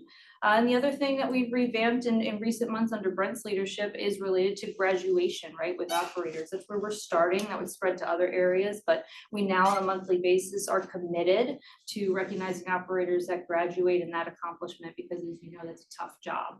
So to make it to that point, it's something that we want to recognize them for. Help me with just that expression, revenue service graduate. I didn't understand that. Yeah, sure. So that was more just contract language. Sorry, that's us being a little technical. When operators graduate, I thought you were making money and I got super excited. It goes to a revenue service. Although we don't make any fares, so we don't make any revenue off of it anymore. Not like the advertising budget either. Yeah, it's an old transit term, been around a long time. Yeah. Buses are still called revenue vehicles, so Yeah, regardless of fare box. the revenue fleet, revenue vehicle, yeah. Transit. Okay, so communication, I think this is one that we received the most constructive feedback on. I don't think that's any surprise, not just at Dash, it's anywhere, is going to be a big area. When it comes to communications, you've heard us talk about stay interviews in the past. We want to build on that in something that we're calling listening sessions. We think it's important to provide an opportunity for employees to come and talk about what's going on, and receive actual feedback in real time, but also have committee follow-ups related to that. But it all starts with these listening sessions, right? And Yvonne has been, I think, incredible at getting that started. There's so many employees that come to her to talk about things. And so that's leading the way for us as far as listening sessions go. And then also calendar of events. I talked about how much bigger we're getting and how we want to be consistent. And so it's important that we nail down internally with everything that we have going on. What are we going to celebrate? What are we going to plan for? So that way we make sure we don't miss something and we're not coming up last second. And the last one is culture. Culture is often, So your listening sessions, you said you started those. What have staff proposed to you and you've taken action on? A lot of it has been just individuals coming to say, I feel lacking in communication. And so one of the things that we're going to be starting in January is anytime we have something that affects the bus operators, we know that we have a variety of vehicles for communication. We have text, we have email, we have bulletin boards, we have department meetings. We're going to be starting listening sessions with Josh, so bringing together small groups of employees from each department to do monthly sessions with Josh. So one of the things we're doing in January as a result of what I've heard so far is we need to now over communicate and really start leveraging all of those vehicles as opposed to just relying on, okay, I'm going to communicate through a memo and then hopefully that cascades to the workforce. We know that people receive information in different ways. And so we're going to start to leverage all of those vehicles. So that's just one example. Okay, so any problems that they've raised to you that you've changed besides communication? No problems, just, I think they're just hungry for more information. So we're just gonna try a variety of different ways of getting at the workforce. But it wasn't presented as a problem, it was just, I think people are just really hungry for more information. Okay, thank you. So getting into culture, this was the last of the 4 categories. One of the things that Josh launched a couple months ago with Camilla's work on this was the Admin Rides program. And this is starting with the senior leadership team. We're on a monthly basis. We're out in the field riding various routes, various times of the day, in the interest of getting to connect with the staff where they are, where they work, right? But also to see what's actually going on. So when we hear things about the 35 is packed, right? We're riding the 35 and seeing it in real time, and it makes it easier for us to speak to it when we're talking about making changes related to that route, for example. So that's something that that we've added in recent months. I think we're in month 2 now, getting ready to go to 3. So the other one is going to be a DEI working group or council. We had a committee previously because of turnover. I think the majority of the people from that committee are no longer with the company, but Yvonne is looking to restart that. And it would also get into creating affinity groups or employee resource groups where people can come together to connect in the workplace. And the last one is the quiet room renovation. We've had a space for a decade that's dedicated to the workforce to kind of decompress a little bit. It's not as loud as the lounges, and they can have some quiet time, and that was in need of a revamp, and we have done that almost. It'll be done by the end of next week, and I don't know if we'll do a grand ribbon cutting or anything like that, but we're very excited about getting that freshened up for them because it's something that I think they deserve the type of work that they do. So. Question. For ERGs, are there plans to provide additional compensation for people who lead those ERG groups? People who lead it, that's a great suggestion. I've seen that done in the past. I don't know how many we'll have. I think we need to listen to the workforce about whether it's working women or a working parent or vets or LGBTQ, whatever it is. And then we need to create the framework and go through the typical process of selecting a committee. But I think it's a great suggestion to recognize the person who's going to be leading each of those groups. Yeah, I would hope you keep that in mind because that's great. Additional work and labor for individuals to lead ERGs, and we need to compensate people accordingly. I love it. Thank you. Just add before you go on, I just want to mention about the Admin Rides program. Many of our staff use transit, use our services to commute. This differs in the sense that it is programming intentional time in your calendar to go out and spend time riding service, interacting with the employees, letting them know why we're there, to say, I'm just here to see what you're dealing with today and how your day is going. I'm not here to rate you. I'm not here to grade how you provide your service. We are providing feedback through forms that we're collecting that data to understand like what was the experience. But many times we'll say hello. I'm going to be on the bus, but I'm going to sit in the back and I'm going to watch and I'm going to look around the bus and see, is there dirt? What's going on? Is something broken? Right? I think an example. If I can use your example, we have a portion of our service that's very tight on the schedule. And Stephanie kind of came back and said, boy, that driver was booking it and we were still late and there was not traffic and there were not people. So like that's an actionable item that she can help provide that feedback, having had that experience. And Martin and his team are so on this stuff. He already knew about it. He was like, yeah, well, we've already been talking about that. But it's those kinds of things. This is not a program that is intended to get out there and to watch or police our staff, but really to be there as a partner. And really create that intentional time, because it's so hard. It really, really is hard when our schedules get full. You just don't prioritize that. You can't set that time aside. So that's what we're doing here. Is there a component of that pairs with getting feedback from the driver also? So like you're on the bus and you're, taking it inside, sorry? Anytime I get do it all the time in the parking lot. I get more out of the conversations I have in the parking lot with staff than any other way. And it's great. It's great. Some people are much more inclined to speak up. Others are sort of cautious about what path they want to take. This whole program, everything that we're doing and everything about what we're trying to do here is trying to create, to Yvonne's point, multiple pathways to have those conversations. And sometimes that may be on the bus in an admin ride program. But again, they're in revenue service. So we have a limited amount of conversation we should be having with them at that point because they got to be working. Got it. I guess I was thinking and that's what I meant by pairing is I know I can totally understand that you'd have lots and lots of conversations all the time with drivers, and that makes a ton of sense. It's just the appearance, and you guys know best, and I'm sure that you get feedback on how the program is perceived by drivers. Like if I knew my boss was or a management member was on a bus while I was driving, that would admittedly stress me out, right? And then I can see room for inherent conflicts where you're like, oh, you rode the bus one day and you saw X, and now you're suggesting that we change something else about this route or whatever else. I do this every day and I actually have a different opinion. And so I said pairing just because I was wondering if there is a benefit or something for you guys to consider of all right, you do it, appreciate the point that you're not going to stop the bus and have a conversation at that moment in time, but hey, let's do the 30-minute debrief. This is what I saw. These are some areas that I think, what do you think about that? Directly related to that visit on the bus or whatever you call it. So anyway, just a suggestion, just a thought. A big part of why we've got Yvonne here to help us navigate all of those pieces, because it is a whole, your mind map is huge. It wouldn't all fit on this one single slide. So yeah, for sure. You're accurate.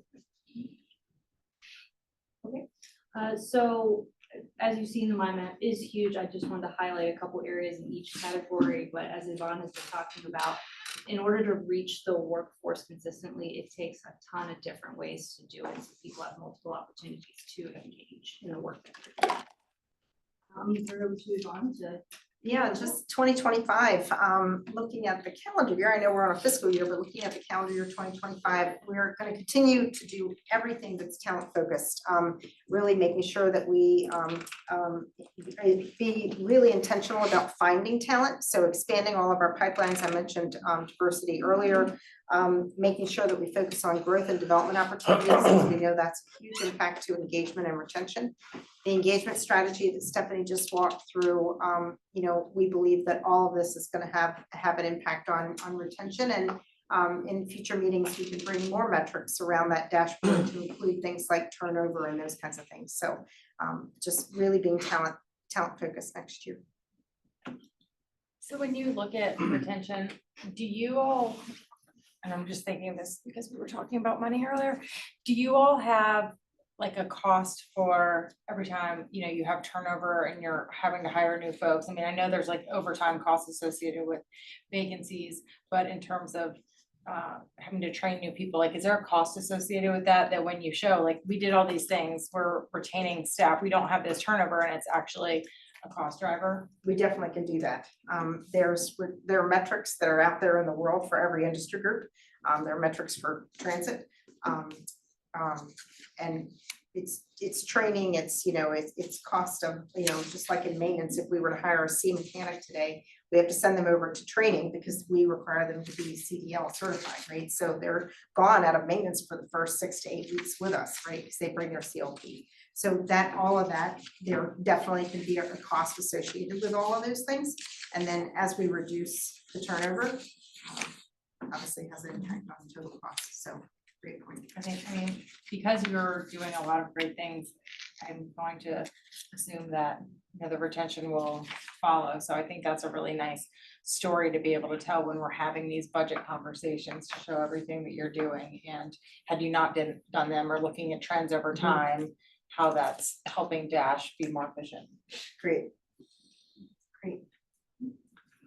Other questions? A couple of slides back, I think it was slide 50. That one, career progression, career pathing. Is that the thought of like creating career ladders for operators, some things of that nature? Do we have that already, or that's Don't to be have developed? that, Okay. But yeah, that's the intent. Okay. We actually have, we have just filled one of our frontline supervisors that are out in the field, and that's a little bit what Stephanie was talking about, developing that frontline leadership training. That's a bus operator, right, who's being promoted to a field supervisor, who could then be promoted to a dock supervisor, who could then be promoted to an operations manager. But it's not only creating that path, but the development and the leadership training that goes along with it, and making sure that people know that those pathways are there.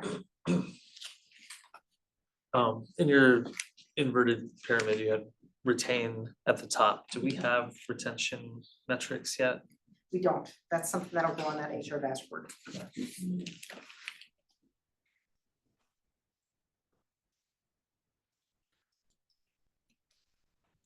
Great, thank you all very much. Thank you.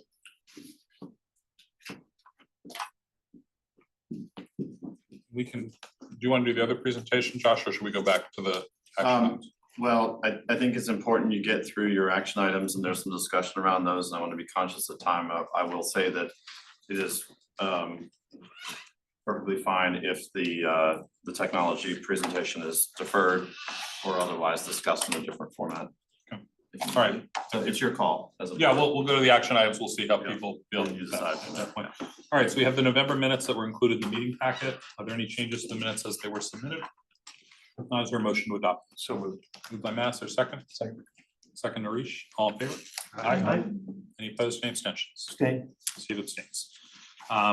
We have the financials that were included in the board pack. Was the intention just if there were questions, Josh?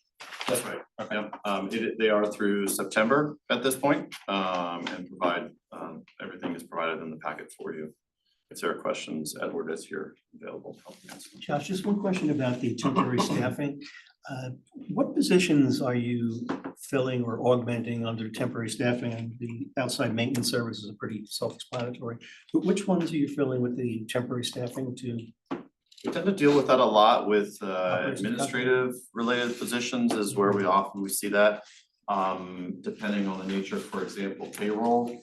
One of our payroll folks moved out of the country. She actually returned, but anyway, we have to typically insert services. As we've had a number of Dash babies come into the world in the past year. And so a lot of those situations where we have maternity leave or paternity leave, we were gonna fill those things in. It's mostly non-operating positions. Sorry. Mostly non-operating positions. We never use temporary services or professional service for operators. And we don't even use it for mechanics, it's more about bringing in like Cummins, the engine manufacturer, to bring technicians to work alongside of our technicians. And I know Steve, appreciate your remarks earlier, you missed the meeting, but we were talking a little about the strategy around maintenance was to bring additional resources in to further train our team. So we're not just shipping all of the buses out and then they come back fixed and our team has not learned anything from that. If we can bring some of those resources in-house. Yeah, I think that's a great idea. It helps people to learn. Self-sustain your operation. Yeah, and that's what we've been doing. And the facility, let's see, facilities maintenance, I notice that continues to have a negative variance. I read the recap memo, but I couldn't recall exactly what the ongoing issues were, facility maintenance. Done all the details of the line items. I don't know if you want to can speak to that, Edward, off the cuff. I know that there's a larger discussion. You're actually going to consider an action to approve a grant application for the parking deck replacement. We've just had a lot of various systems and odd things that we've been keeping up with to keep the facility functional because it's around half-life right now. Oh, that's where I was going with this. So it's something that's some of those things. I don't know what else falls in that line item. Yeah, a lot of the things that go into the facility maintenance non-personnel revenue, which currently shown in variance, are some small capital improvements around the building, those types of items. This variance that is projected towards the end of the year, some of that might actually be timing. We addressed some things early in the fiscal year, and that might actually, you might see that taper down as we continue, but it's a line item we'll continue to monitor, but those are the types of things. Okay. There were some deferrals from last year, non-safety or like important things, but things that we need to deal with. And so I think when the new fiscal year started, the team probably had those ready to go, and so they jumped in on those too. Thank you. Something like the quiet room renovation would fall under that line item. Yes. So other things that we've talked about that are for the well-being of employees. Any other questions on the financials? All right, we can start on the grant resolutions. Martin and Ray. Dave, just Matt, privilege. Will Josh be giving? Oh, yeah, you mean my manager's report? Yeah. Yes, Okay. After Martin's done. Gotcha. We're gonna circle back to those items, yep. So tonight we have an action item for the board that is consideration of the adoption of 3 grant resolutions. This is our annual DRPC packet we're submitting for FY26. Had a lot of success with these programs in the past, so we're hopeful that we'll be able to get some of these. The 3 projects we're highlighting first is a demonstration project. That is a new technology called the digital mirror technology, which is where physical mirrors will be replaced by screens that have cameras that depict what the mirrors would normally see, and that is much better in a lot of ways. Namely, it will reduce the physical extension of the bus. The mirrors extend 18 inches outside the bus, so you no longer have that. Also helps to ensure that the mirrors don't need to be adjusted as much, which is often a challenge in safety. So one pilot on that. We have our intern program. It's been very successful in the last few years. Hoping to get 2 interns or apprentices this upcoming year. And then finally, the big project here is the dash deck replacement. We've identified, unfortunately, some really significant needs for the replacement of the existing parking deck structure. And we're anticipating that could be as expensive as $12 million. So we're applying to DRPT for some state funding to help support that. Happy to take any questions. Several, we'll start with Hillary. The digital mirror technology, so how many mirrors is this getting you? Like how many buses would you be able to implement this on? Trying to remember the exact number. I think it was between 4 and 6 buses, something like that. Somewhere around there. And do all the new buses that you're purchasing already come with this technology? Or is this gonna be an add-on to all the buses? No. I think the idea would be to test it on these and see if we want to add it on. I know we have 1 unit that, that would be good. Seems like a substantial cost, like should the pilot be successful? And I know we do a lot of these technology pilots and they're great, but do you have metrics for how you're measuring success versus just like the driver feedback, or thinking about if you needed to retrofit the fleet, where is that funding coming from if the pilot's successful? Yeah, that's a great question. It's part of the application. They do ask us to identify what the measures will be. I think driver feedback would be one of the main ones. I think safety would be safety department would, definitely if you have belts or anyone else, but I think driver feedback would be the big one. And then if there's a reduction in preventable accidents as well. Point taken about, increasing costs. It's fun to test these out, but we need to be realistic about if we're gonna do it with it long term. We keep doing new things each year, looking at them, and they're fun and we like them. And then all of these pilots eventually add up, as I'm sure we'll see in the technology presentation. Are there any comments? Yes. So first of all, congrats. I've never seen anyone put like the $12 million item third after the 100K items, unless they like didn't want us to look at it. That's the one I want to talk about on the deck replacement. Just to understand that the local match, you say would need to be 3.8 to 6 million. We have 3 million available. So like, what's the pathway to that being successful?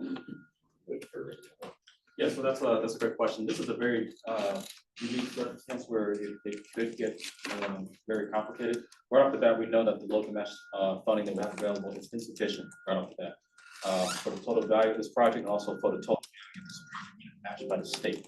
So we're taking a two-pronged approach in collaboration with the city, pursuing two different grant opportunities currently. One would be to the easier lower hanging fruit is to pitch this to the state. This will either qualify under the state's steady good repair, minor enhancement, or major expansion, and that determination is left up. That determination is within DRPT's discretion, which program that falls under. That determines on a state level whether they're match 60% or 50%. That's one half of the picture. The other half of the picture is this will be a good candidate for us to pursue with this year's is typically combined low-no and bus facilities program. They take it as one application and determine which of these programs is most suitable for this. But this exact project probably and likely combined with a few other needs that are related to this building's midlife status is a prime candidate for the bus facilities program.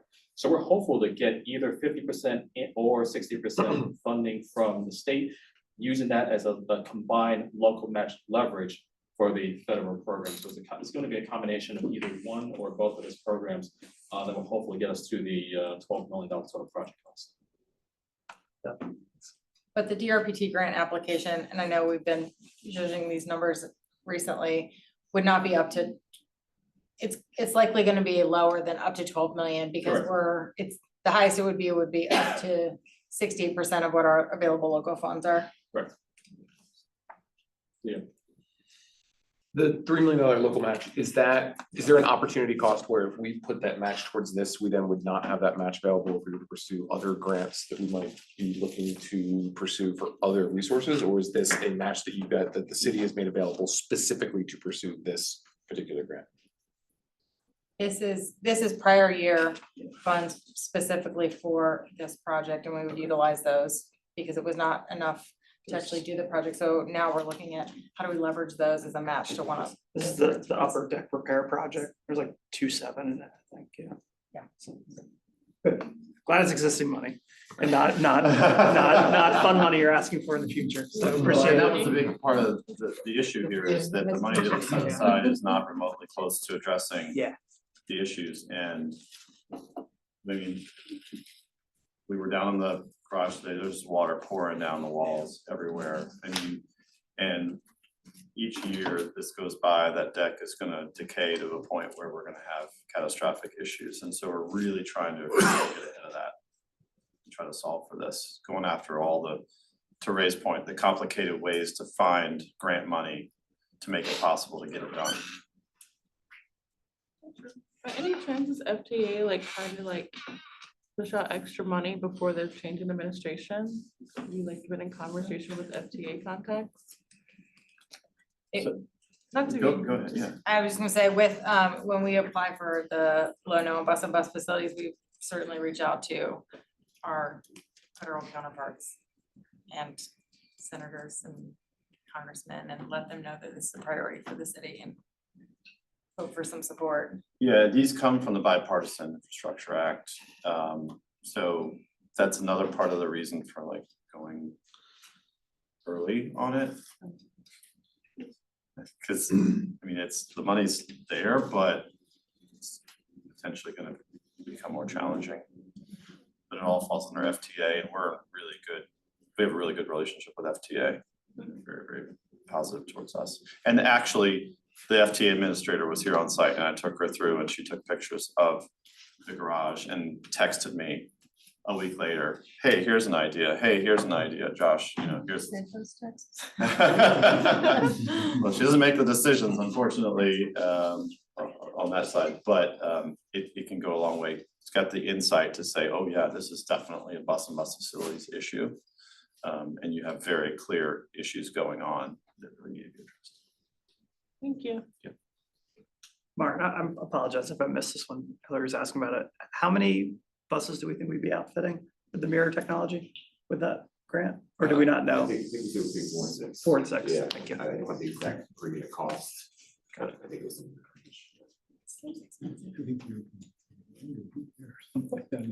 And I'll just, since there's a lot of questions about the digital mirrors, because as you all know, I'm the chair of the Virginia Transit Liability Pool. We've been talking a lot about this as well. VTLP does provide some grant money. It's not remotely close to this amount towards projects, but they are actually, the VTLP has been partnering with Dash to help with these various pilots. I will say that the industry is looking very closely at this technology because the number one issue that we have tends to be that visibility issue. And at Dash, we are constantly hitting objects on the sides, mirrors, bumpers, tight clearance. You think about driving your car down King Street. Imagine driving, you know, a bus down that street and encountering another bus and a truck. And the other thing is that mirrors are often getting broken off of buses because they protrude out beyond the body. So while the body can clear, the mirror gets hit, and the mirrors are not cheap either. They're not as expensive as that, but I don't have anyone here from maintenance or parts, but Stephanie, can you talk about how an entire mirror casing is just I'll try not to be offended by that, as I work with me. I know, I figured, I didn't want to put you on the spot. Yeah, no, it's fine. I wanted to speak to what you were asking about, Hillary, because there is a problem that we're trying to solve, right? And so when we look at technology, we're coming at it from, this is a problem we can't escape. And the one that Josh is talking about is in our industry. We tear mirrors off all the time, which means the bus doesn't move because it's a safety critical item, which means the passenger is not getting moved to go. And our buses are full, right? So you're talking about 35, 40 people not getting anywhere. So this technology, there's a lot of waivers from the DOT level because it's very new in the states, but it would solve that issue that we're dealing with, you know, and someone has to start it. Someone has to start it. This technology is common in Europe. It's what's used on trains now. They don't have mirrors, right? They're using video. On the bus side in the United States, we haven't stepped forward yet, but the DOT said, will someone try it? So we're one of the people that's willing to try it. Go ahead. So real quick, so if this is in YU senior, do they have numbers that show? So obviously you lose the side of your mirror, you can't be in service for safety. Obviously a camera can also become misaligned and not show you the picture that you need to see, which would also suggest that you can't operate for safety reasons. Do they have evidence that shows that the incidence of cameras being knocked and misaligned is significantly lower than mirrors getting knocked off? I'm sure that they have that. I don't in this moment. I know it came up in our conversations with the vendor about this, because that was one of the questions we had. Well, is the camera just gonna get knocked off, right? Exactly. Is the camera, if it's raining, is rain gonna collect on it? So they appear to have solved for all of those issues, but that's what the pilot is for, right? Right. To venture out and see if it's actually working in a real environment.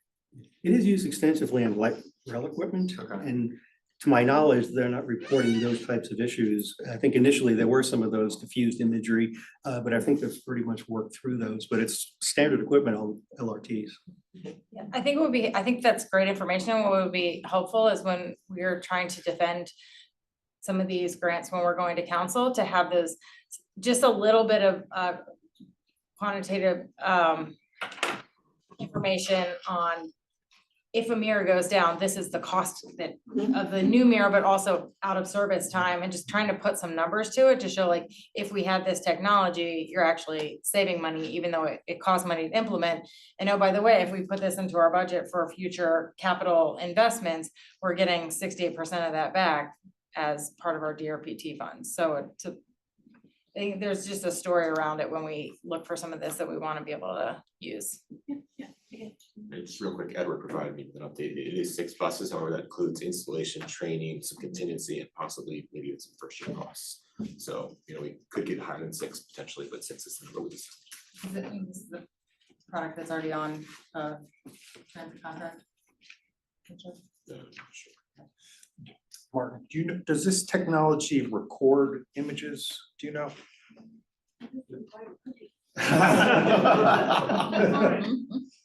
Not yet. So the problem is that the technology is not owned by the same companies that are recording, right? So there has to be an agreement there.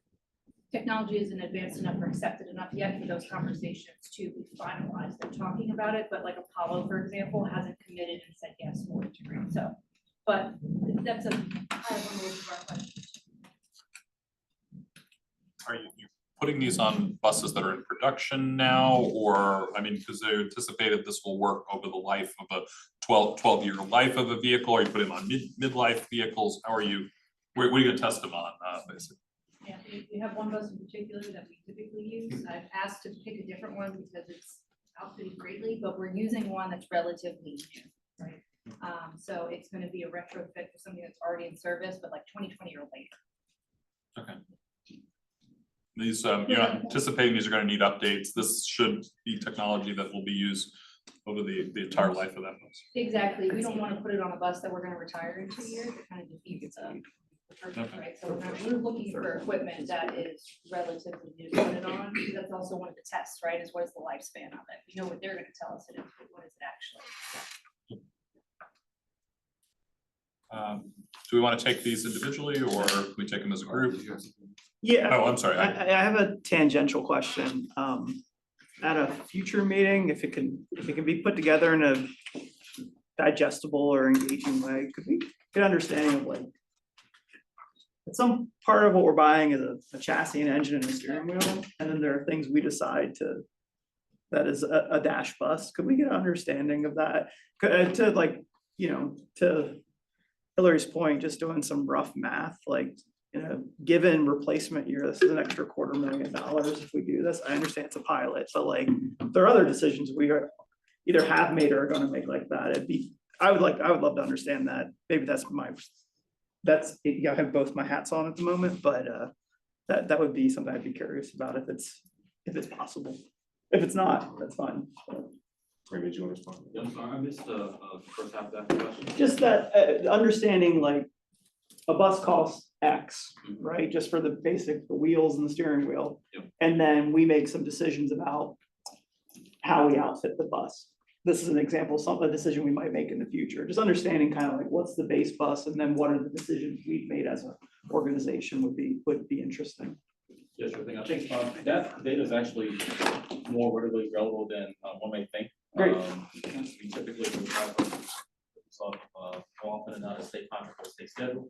There's usually an off-the-shelf base price that's bare bones that we make all our adjustments to it, which do amount to a lump sum total. And that variance does change year over year as we update our specs, as we add or delete whatever technology is on our bus. So it is something that I think, depending on the purpose, depending on the application, we can cobble that together and bring back either year. Yeah, I only can speak for myself. I think it'd be interesting to know like what are the discretionary decisions where like we have to have a bus. We have to have a bus that holds people, and then we're making some decisions on that. And as we make more of these decisions that have a cumulative impact, it'd be interesting to know that. Other questions? Not, do we want to take these as a group, or do we, if we can vote on them individually, it's up to the board? Okay, I didn't know if anyone had wanted to pull one. So if there's a motion, we can adopt all three of them. I move that we, board consider adoption resolution 2503, 2504, and 2505. Okay, it's been moved. Is there a second? Second. Agreed. All in favor? Aye. Any opposed, any abstentions? All right, motion carries. Thank you. Josh, you want to give your management report now, or? Yes, I will, and I think we'll pull the technology, I think, just in the interest of time, because it's an important topic. Sure enough. So we talked about employee benefits, HR engagement. I wanted to highlight, it's unusual for me to tell you about specific charter work that we're being approached about. But I thought I would highlight this strictly because of the fact that it is very unique in the sense that we've never been asked to help with a service like this. The reason that we've been approached is because DC Circulator is DC's only service resource to support the inauguration. And historically, they have always used those resources to transport people from shuttle locations, primarily focused on individuals who may have limited mobility means from particular parking lots. And so because of the fact that Dash has maintained such a good working relationship with DC DOT through various aspects, including partnership around electrification, supporting each other, providing charging resources to each other when we've had issues with electric vehicles, and a whole slew of other matters. DC Circulator ceases to operate December 31st. And DC is now in a place where they do not have this resource. So the first people they called was Dash. This is a revenue. Yes, Kendall, you heard that right. This is a revenue source for us, which we will be paid potentially quite well to provide driver and supervisor resources utilizing the existing DC Circulator fleet to transport those individuals for that day of service. So I just wanted to highlight that primarily because I think it really reflects highly along one of our other goals and priorities as we've talked strategically about being good partners within the region and coordinating effectively. So that is something else I just wanted to highlight to you all that we would be providing. We do not anticipate any Dash buses would be providing such service. However, Alexandria does provide police resources and various other, I'm sure, fire resources and who knows what else regionally. If there was an emergency or crisis response, Dash would provide Dash vehicle resources as well to provide an evacuation or some kind of mass event, should that be necessary. Josh, will it be a regular operating day for Dash? It's only a federal holiday for federal employees, so no one else. Yes, we have regular service, that's, no. Oh, is that the same No, day? this fall, yeah. Oh, okay. Oh, that's right, it's I MLK Day, retrieved yes, the that's question, right. withdrew the Yes, question. we I will thought it be- was a separate day. I also, yeah, thank you for, yes, we will have reduced service that day. I know. Josh, the proposed contract, how does that compare to what we budgeted to bring in on charter revenue? The line item itself, I don't know. Stephanie, do you wanna? He's asking what this does for the revenue projections for our budget, I think is essentially. Because we're like 16,000 behind on charter revenue? Yeah. Yeah, I don't wanna let the cat out of the bag on the money part just yet, but that will help that a lot. So you're still negotiating? We're still negotiating. Yeah, that's fair. We will have that answer for you at the next board meeting, but yes, we will be in a much better place than we are right now. That's, well, Stephanie's on it, so I know she's playing hardball. Are there other large events that DC has historically supported with the circulator fleet where we may have other, I mean, assuming this goes well, obviously, but are there? And I don't know what their ultimate plan is with the disposition of that fleet too. Yeah, we touched on that conversation a little bit today, so they're aware that we do have a separate charter operation that goes on. Assuming this goes well, that potentially exists, that they may reach out to us in the future. But we have not gotten to the point where we're talking about it. Great, thank you for raising that. Josh, with the holiday schedule how does this affect labor in terms of total staff? Are we activating people who would Well, otherwise be staff will be scheduled? paid, their holiday pay on top of the holiday through the contract. Okay. And potentially overtime, and all of those things are accounted for when we calculate the budget necessary to provide the service. Okay. Would that be attractive to the Oh, yeah. the operators? Oh, yeah, they could potentially make some pretty serious paychecks. It also depends on their seniority and all those things. Okay, we were almost 10 minutes over your time, so I will just end on a high note that we broke 500,000 rides in 1 month. Never happened in Dash history. That's awesome. Never happened. Never been over that 500,000 mark. And that's, So, I mean, that's not even like just over, that's well over. Yes, that's right, that's right. That's awesome. Have you guys done a social media graphic yet? I don't know if there's been a social media graphic yet. There is? Oh, yeah, Yeah. yeah. Mill's ready. She's ready. And so I will echo what you said, Mr. Chair, is that we could be looking at another record-breaking ridership year, and I plan to talk about this on Friday. I'll be speaking at the NVTC legislative event reception. I don't remember exactly what it's called. Hillary will be there, and I've asked her to heckle me in the audience. I'll be joining General Manager Randy Clark, Bob Schneider, CEO of PRTC OmniRide, and Rich Dalton, the CEO of thank you, VRE. It's getting late and I haven't eaten yet. On stage to talk about success in transit in our systems and the challenges we're facing. So I'm looking forward to that conversation. Josh, I raised this with you in an email, I think a couple of weeks ago, joint city council school board meeting. School board member emailed me and said, hey, one of the council members is very interested in having Dash take over school transit. And I was like, ooh, I better talk to you, but do you know, and did you follow up at all on that? Well, yeah, there's been a lot of conversations.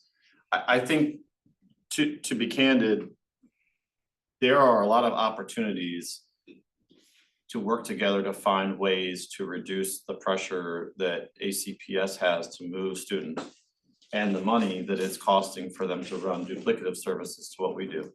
But we are very early on, I think, in that process, in those conversations. And I know that the city manager and I are very aligned in our interest in really pushing to explore that with the schools and find every way we can. The city manages that conversation with the school, and I'm trying to be there right next to them anytime that those conversations are happening. I have had some early conversations with ACPS just to understand their needs and to talk about the importance of partnering and how we can be effective in helping with their needs. We all have to remember, though, one of the potential challenges is crowding, which we already are experiencing, and these numbers prove it. We are also working, I've asked the team to work on putting together some visuals. Mr. Chair mentioned, I believe it was the September or October meeting, having ridden a bus that was fully packed. We realize a lot of decision makers don't have the opportunity to always be on the buses. And so we want to also show the story of what's going on and any challenges we're facing, because those things need to be part of the conversation too. You'll keep us up to date. Certainly will. Thanks. And I think going back to, it was at that same meeting, Josh, where you passed out the city manager's budget direction to the schools, which had specifically talked about a transportation facility they have and cooperating with Dash. So I mean, this is something that I know they've been talking to the superintendent about. I think we got a copy of that memo at that meeting. So and maybe, I don't know if you were, you might have been absent. It was the meeting we were at the Mark Center. You might have been absent. Okay. Oh, no, I was. Okay, but it's something that's certainly out in public, because that's a public document. So it's something that's out in And public. I mean, it sounds like there's political support for the idea. I think they have to make a decision fairly soon about expansions to their, or even a rebuilding of their transportation facility. And so certainly anything that Dash can do would have an impact on what and when they need to do it. But I would certainly, I think that memo would be helpful, certainly as you're talking to members of the school board. Because they should have seen that as well. I didn't know time, obviously, but I mean, I can see the pros and cons all the way around, so, but mostly money. You know, I think we wanna somehow monetize that service. I'm sure I think we've probably talked about this a million times and I just can't remember. Do you have an estimate on the percentage of the ridership that is ACPS students? Yes, Martin, what would you come up to, 2,500 a day? Is that the number? It's a little lower than that, it's the latest number, it's 22. 22. I would imagine we're probably a little underestimating it just.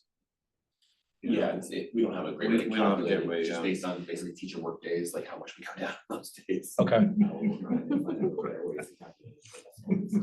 Okay, so I'm just calculating, it's like, it looks like it's like maybe, well, sorry, that's only for school days. Okay, interesting. So maybe like 10% of the total monthly ridership. It's a little higher than that, so 12 to 15. 12 to 15, okay. Yeah, and you know, to be clear, where this goes is gonna be a multi-year conversation. Because there's a lot to peel back. There's a lot of layers to it. I think the other thing that I think is an important message that both we as staff carry and the board carries is that investments in Dash help multiple sets of people and can benefit the students. And I know that the team at the city has been seeing that too and talking about it. We're all aligned on that.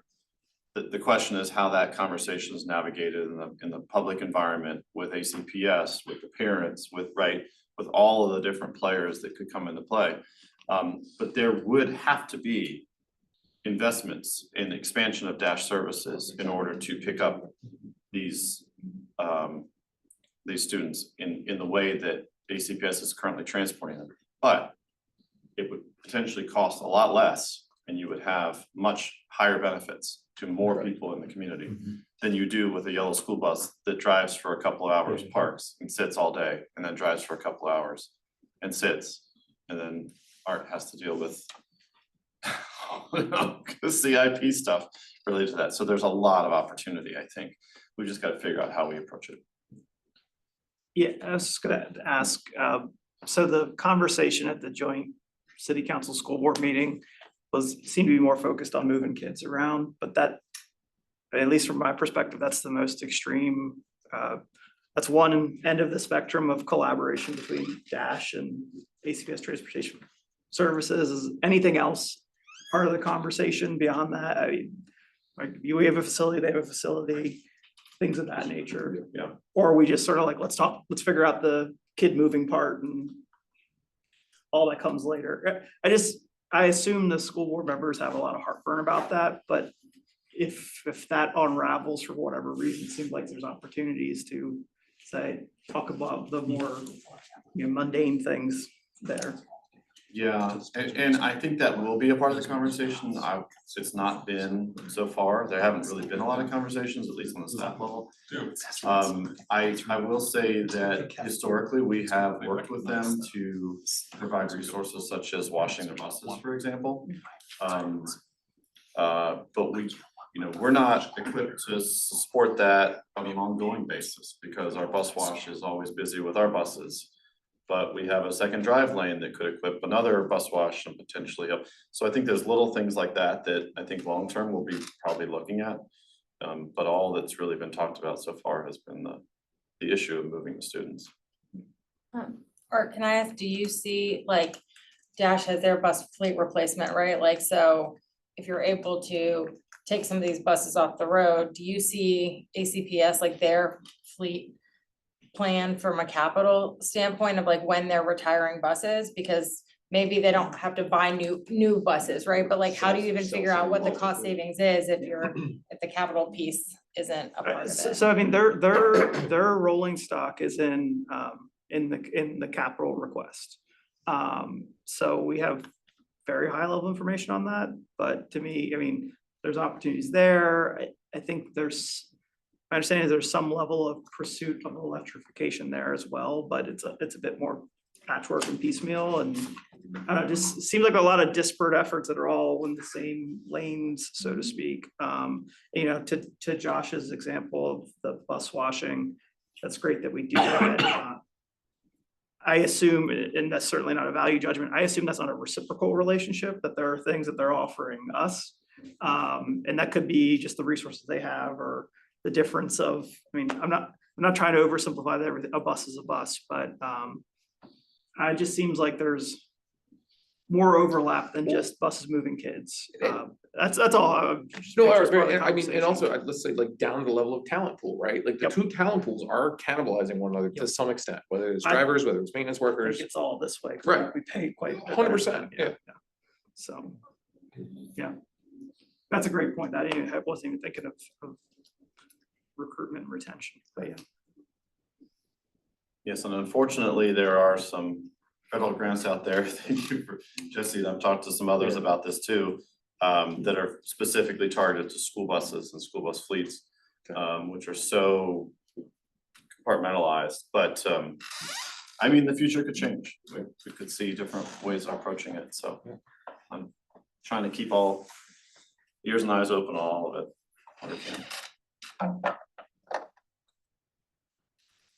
Anything else, Josh? No, that's it. I was just gonna point out it's 10 till 8, so we're certainly fine if you wanna defer the discussion around technology. But I will say that there is a presentation included in the packet. You're welcome to review that. If you wanna have a side conversation, Raymond worked hard on preparing that. We're gonna continue to talk about technology across the board throughout various presentations. So this one isn't so incredibly consequential because technology is interwoven in everything we're doing. But I think the intention of the presentation was really just give some insight into kind of what's going on in the technology environment within Dash and transportation as a whole.